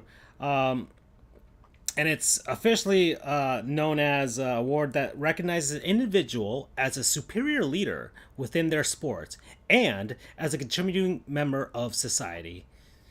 That sounds like a lot like the other. Yeah, in a sense. Let's see. The award is given to a player selected by the Hockey Hall of Fame center. This is literally Marc Messier awarding people stuff because he's Marc Messier. It's whoever he feels is an individual who leads by positive example through on-ice performance, motivation of team members, and a dedication to community activities and charitable causes. So it's like a second, yeah, kind of, Charles. It is kind of like a second award, but just in the eyes of Marc Messier. Which I'm not 100% sure why he would get the honor of doing it, because like Wayne Gretzky was a captain. Yeah, but Marc Messier has the connection between the Canadians with the Oilers dynasty and the New York Rangers.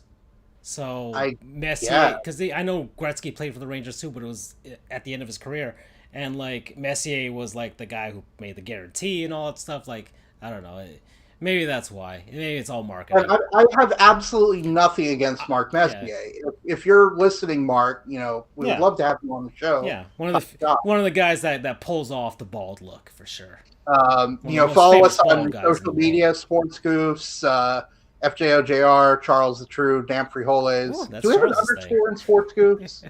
Or is it all one word? At sports_goose, because I don't know. I'm just surprised that he brought it in this time. I was actually going to mention it earlier, but wait on it. That was Charles. You got to say with the follow us on the Twitter at sports_goose, because Sports Goose is taken by I don't know who the hell, but somebody still has it.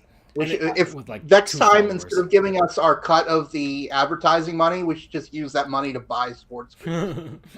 Yeah, I don't know how much Twitter pays for. Oh, whatever. Anyways. No, you have to buy it from the guy directly. Oh, really? Oh, I ain't doing that. I'll prevent him from getting a knuckle sandwich. That's how much we want it. Next is the Art Ross Trophy.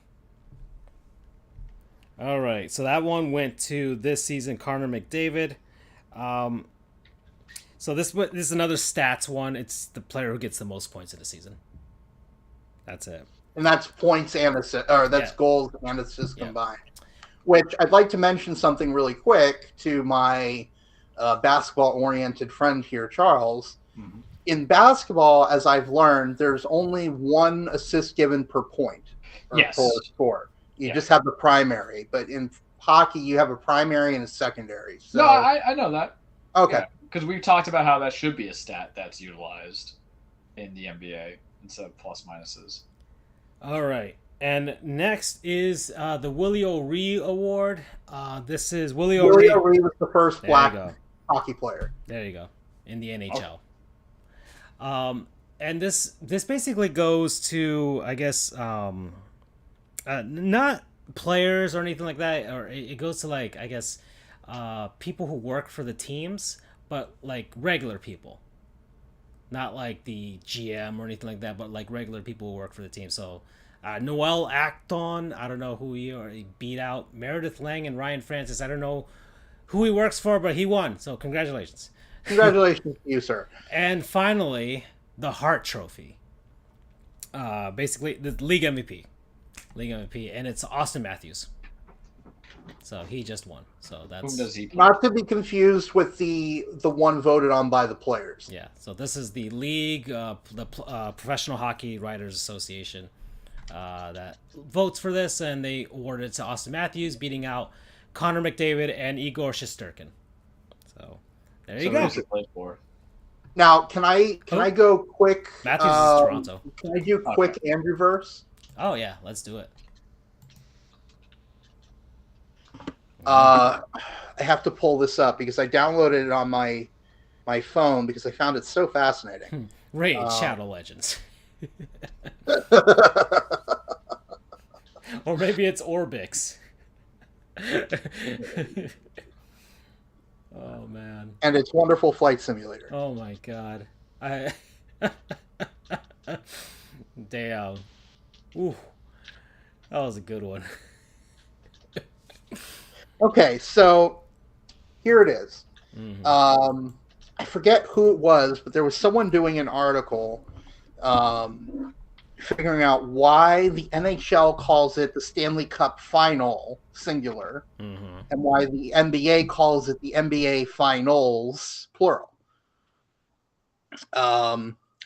Whenever I find out who wrote the article, I'll post it for next show. But I'm going to read the article here. First, we call the NHL, which has called its title series the Final since 1918.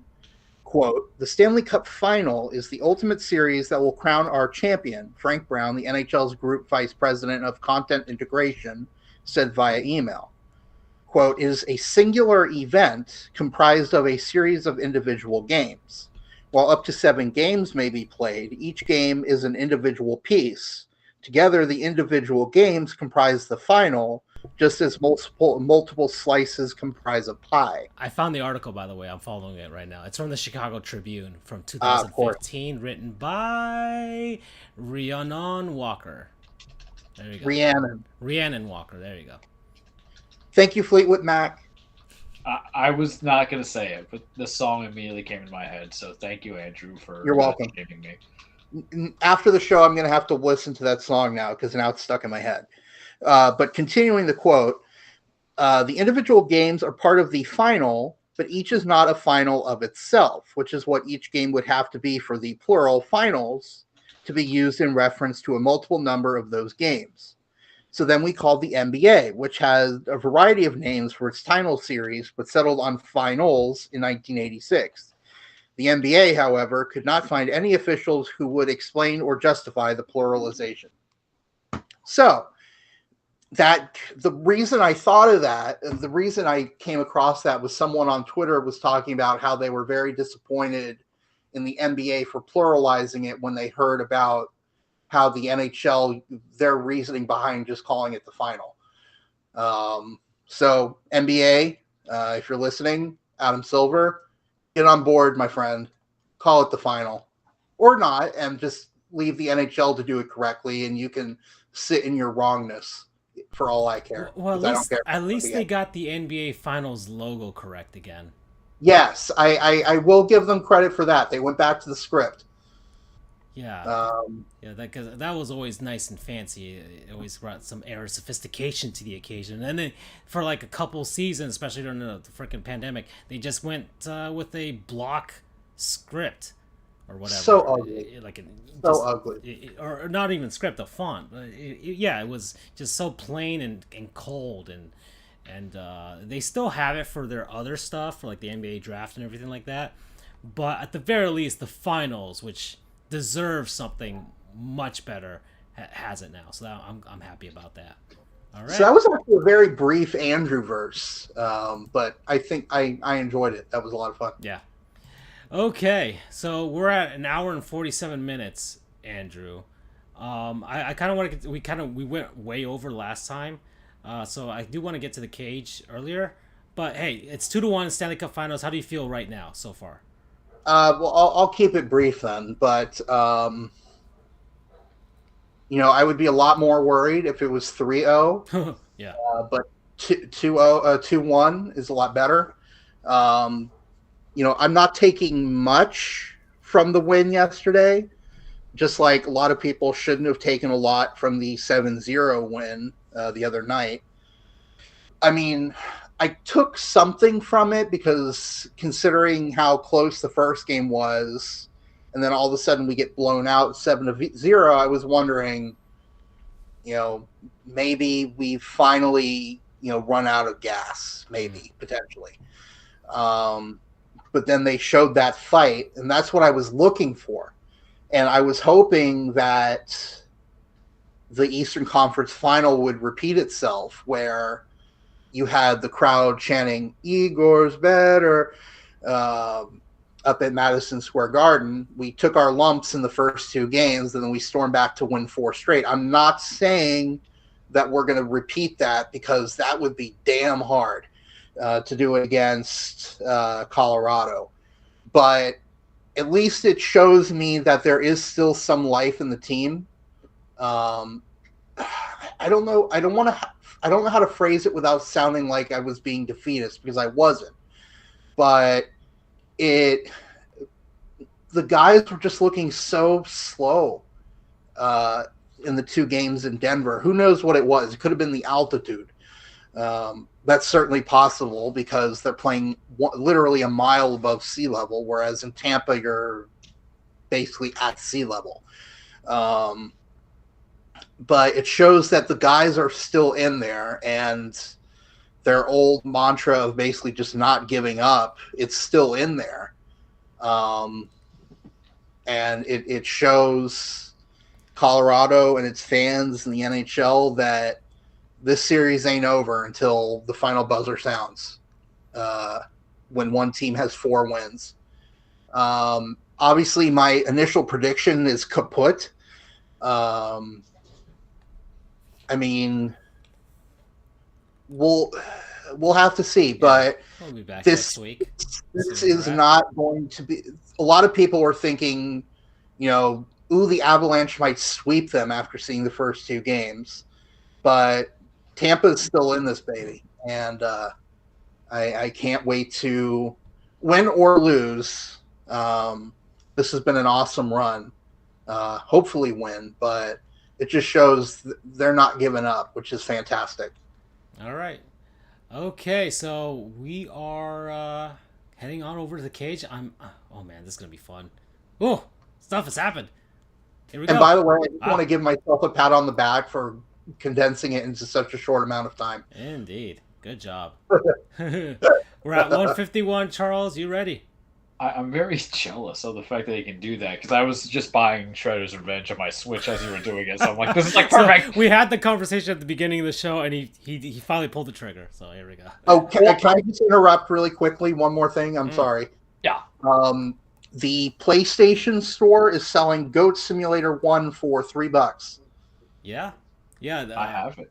Yeah, Gold Simulator 3 is going to come out, so that's probably part of all that. And the funny thing is, it's still the second game in the series. They decided to just troll us and call it Goat Simulator 3, even though it's just the second game. Okay, sorry. Back to you, Charles. You ready? All right. Yeah. Welcome, everybody. Your weekly Truplex the Cage with Charles. Now, full disclaimer, wrestling is not fake. It is scripted. It's a stage fight. It's a combat sport. It's a physical activity about men and women chasing championships, establishing legacies, trying to beat the holy hell out of each other, and then get a little good luck on their side. It's about opening doors. I swear to Christ, if I hear Forbidden Door one more effing time. It's about some dick swaggering is the word I'm going to use. Today's been a very cursey-filled show for Charles, but it's about certain billionaires thinking that they're invulnerable to any kind of media speculation. No, we're not talking about the former president, Donald Trump. This used to be a segment about me actually talking about wrestling. God, one day we will go back into it. But so many things happen each time, boys, to kind of prevent that from occurring. I just want to go back. I just want to go back to just regular talk. But I guess we'll kind of do bite-sized stuff to a degree, and then we're going to talk about the big stuff, the big stuff, the situations where, the megalomania comes in of 25 years of horror from one particular billionaire. Anywho, Slammiversary was this weekend. Impact. That's right. There's other wrestling things besides WWE and AEW. I'm shocked too, boys. I'm very shocked. Slammiversary, it's Impact's basically their I would say their WrestleMania. They're celebrating 20 years when they were in TNA to Impact and everything else. Going from there, they had a couple matches. I did not watch the highlights of it, but I'll give you kind of like the glossing of it. They even had like former wrestlers there. AJ Styles did a video saying, "Hey, Impact, thanks for having me," which was a good thing from WWE, because even though WWE has not been very kind lately, I'll give him the points there. But Jordan Grace won the Knockouts Championship. The Good Brothers are now Impact Tag Team Champions. The hardest thing about calling it Impact is I know they used to be TNA, and I want to call them TNA, but I know I can't because it pisses off the world. It's not who they are now. But Good Brothers beat the Briscoes to become the Impact Tag Team Champions. You have the Impact Originals defeating Honor No More, so Stables going against Stables. We already mentioned Jordan Grace winning, and then Josh Alexander beat Eric Young for to retain his Impact Championship. So there's that. Let's talk about some other wrestling. I'm kind of proud of myself here. New Japan. That isn't Forbidden Door, because y'all know I'm sick of that ish. Especially since everybody's getting injured. Bryan Danielson might have a concussion. He might not be wrestling. The card for Forbidden Door, which is this weekend, is kind of trash. If he's healthy, then I'll do like a real bigger Impact. Maybe a small podcast on it, small cage session, a bite-sized session, because I don't want to belabor the point on our precious time about a pay-per-view that doesn't even have a full card yet, right? But New Japan has a G1 Climax, which I have talked about in the past with you guys, and that's their big kind of annual thing aside from the Japan Cup, where they have, usually it was Block A and Block B. Ooh, Shredder's Revenge just downloaded. But they would have Block A and Block B, and they would just kind of like have it go from there. Whoever wins gets a title shot at Wrestle Kingdom or has a contract for it. However, they made some changes, boys. Are you ready to hear this craziness, this wildness that coming in? Instead of having 2 blocks, now they're having 4 blocks. And I kind of like it like that. Reason why I like it like that, yeah, baby, is because it kind of deals with the tiebreakers a little bit easier. It keeps contained to each block. It's almost kind of like that most handsomest coach manager in the sports that we're doing on Sports Goofs, where you're not just doing one side versus the other. You're going to have semifinals and everything like that. And they announced some entrants. I'm just going to give you my predictions right now. I said Kenta's going to win it all. He's in Block C. I don't know if I mentioned to you guys or I mentioned to my other buddy, but I'll give you my top block guys, and then we'll go from there. So Block A is going to be Kazuka Okada winning that. You know, he just lost the title last week to Jay White. Block B is going to be Jay White winning it, because you can't have your champion, your world heavyweight champion, not even get to the semifinals. We can all agree with that, right? It debases their competitiveness and devalues them. Block C is going to be Kenta. But damn it, now that I see that Tetsuya Naito's on there, I'm like, I kind of want to take it back, but I'm in it to win it, right? Mama did raise no punk ass. And then Block D is going to be my boy, the Last Dragon, Shingo Takagi. I'm saying it. I'm calling it now, June 21 at 9:01 p.m., June 21st, 9:01 p.m., 2022, kids. So that's my little things, and then Kenta will win and go from there, right? We're doing it. It's done. We'll go from there. AEW, they're prepping for the Forbidden Door. We already know about the interim stuff. Jon Moxley, Hiroshi Tanahashi. I'll kind of leave it at that because Dynamite's this Wednesday. Maybe I'll do it Friday, guys. I'm thinking I could possibly find some time. Let's talk about the big stuff. WWE, Money in the Bank. They're setting up. People are qualifying. That's all you need to know. Roman Reigns, Brock Lesnar. We're getting that SummerSlam part 20,000. I'm just gonna rip the Band-Aid off it. So Vince McMahon had an affair, and there's like allegations that he also kind of ponied her out to do a Chinese finger trap with John Laurinaitis, who's Johnny Ace, who's head of creative talent. And if you guys don't know what Chinese finger trap is, just go Google it for the slang term and everything like that. And the person he apparently had an affair with was the paralegal of their legal team. So is she necessarily an employee of WB? I don't know. That's debatable. Or she just works in the legal department, because that's usually kind of separate, right? But then came some other things where there might have been NDA signed, and then some digging into allegations of sexual harassment or sexual abuse. I won't say abuse, but it's always one way to another, right? I always feel that an allegation of sexual harassment leads to possible sexual abuse allegations as well. And I remember when the news broke out, what did I send you guys? It's happening, because this man's going to outlive me. I'm saying that right now. If I got another 30 years on this earth, this man has another 35. I'm almost certain. When you have billionaire money, you can avoid a lot, right? Outside of just straight up natural causes. So Vince McMahon doesn't know the definition of the word humble. And I won't go into the full particulars, because this is one of those times where even ESPN is broadcasting situation, so you can actually go to what is apparently the worldwide central sports area and review it, right? But it's not a good look, and I'm gonna tell you why it's not a good look. When things came out, the initial reaction was Stephanie McMahon was going to be the interim CEO. Good for her. There's going to be the board was going to have investigations. There's up to 5 different law firms investigating the claims of sexual misconduct against him and Johnny Laurinaitis. Vince was going to step down as his acting of CEO, not necessarily creative talent. There is a difference, right? He wears many hats. Johnny Laurinaitis is probably going to get fired, as it should be. He's the to give you some insight of who John Laurinaitis is.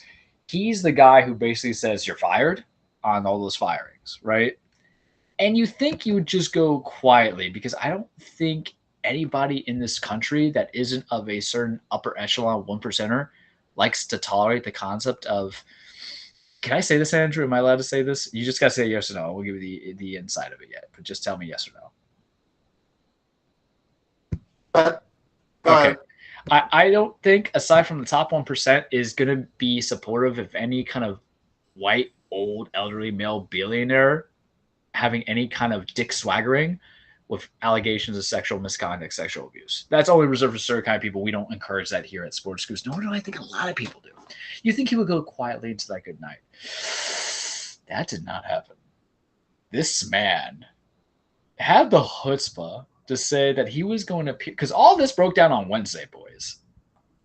This man had the chutzpah, the balls, brass tacks of it, to show up on SmackDown to say that he was going to address possible allegations.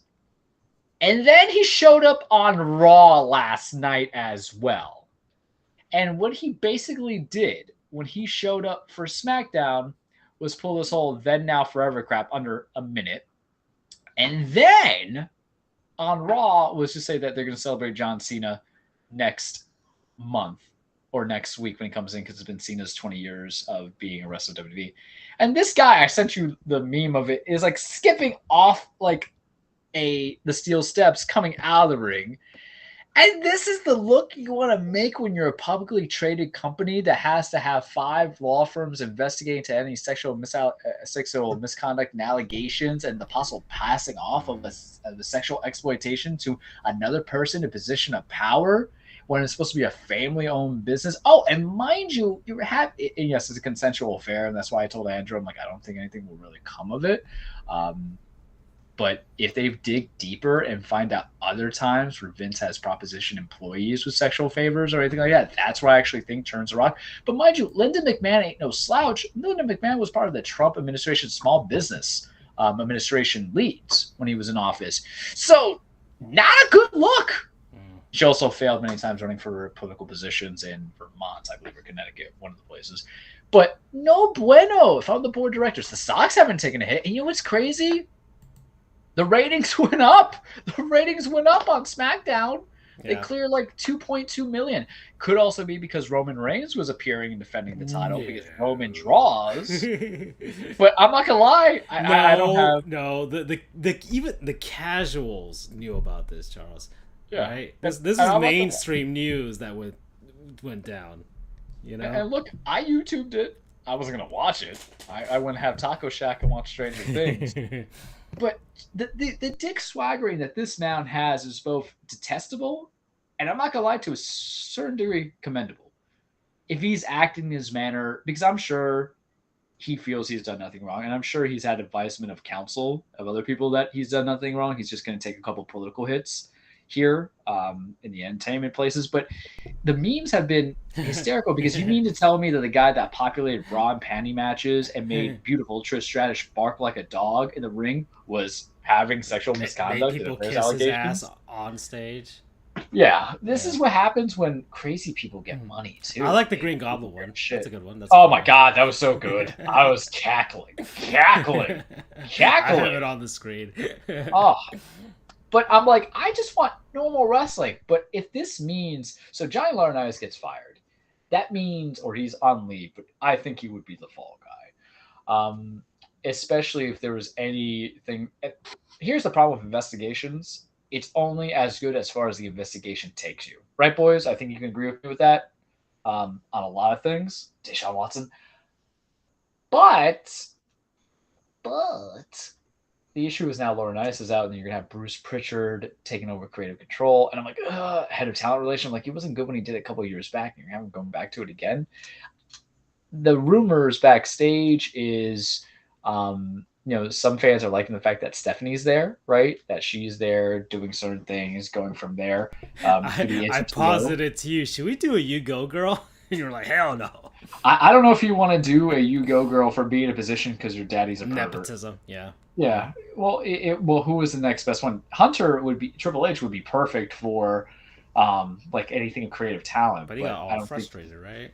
Well, the public board, stuff, Yeah, well, the public board are going to be distrusting the guy who was a Carney wrestler, assuming a position of power. WWE's publicly traded, right? It's a public company, It right? is. Yeah. So, like, and that's why it's a bad look, I feel. Yeah. For a lot of because I even listened to stuff about this because this is like mainstream stuff. Like, this is stuff that's like, but it involves a bit of curiosities, and it also is very vested interest of my hatred for Vince. Yes.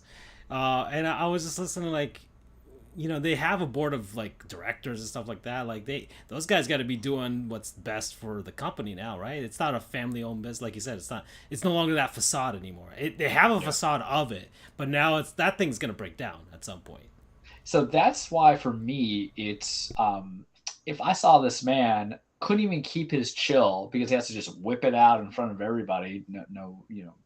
No, maybe he has, in the workplace, but whip it out in front of people saying that he doesn't care. This chicanery, this act that he does to show up on SmackDown and Raw for ratings, basically, to soothe his ego that he is the ultimate draw. I would be, that meme that you see on the videos on Twitter is like, but he's like, hey, yo, what the fuck? That's how I would feel if I'm like the heads of those things. But the stock hasn't really taken a hit, but I don't think anything's gonna come of it. I'm just going to say that right now. If it comes down, it was consensual, and then you're only going to investigate at skin deep. You're not going to go deeper, right? Or the shallow form of it. You're going to keep it very perfunctory. I don't think they're going to want to go more unless someone comes in with certain lawsuits, right? Because that's the only way you engage more into it, because there was NDAs and there's lack of information I'm going to give to give more information on. I need more of that, and trust me, I will be like the Matthew McConaughey with a cigarette looking at the phone thing. If that stuff becomes public, you've seen the Vince McMahon jump memes? Have you seen those? Yeah, because that was last night. This is what's crazy. This is what's crazy. They have a Joker one. I don't know if you saw that one. I'm seeing it all the time now, but this is what I'm saying is that you would want this not to happen. That's like the equivalent, and I hate to say it, but that's like Robert Kraft after he gets the charges dropped from the massage thing, buying a massage place. Come on, man.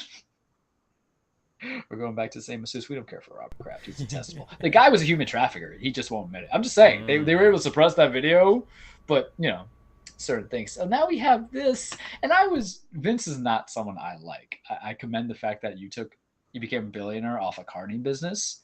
But you also fired a lot of people I liked, so there was a problem there, and you mishandled a lot of things. Owen Hart's death, Chris Benoit's death too. We're gonna go from there.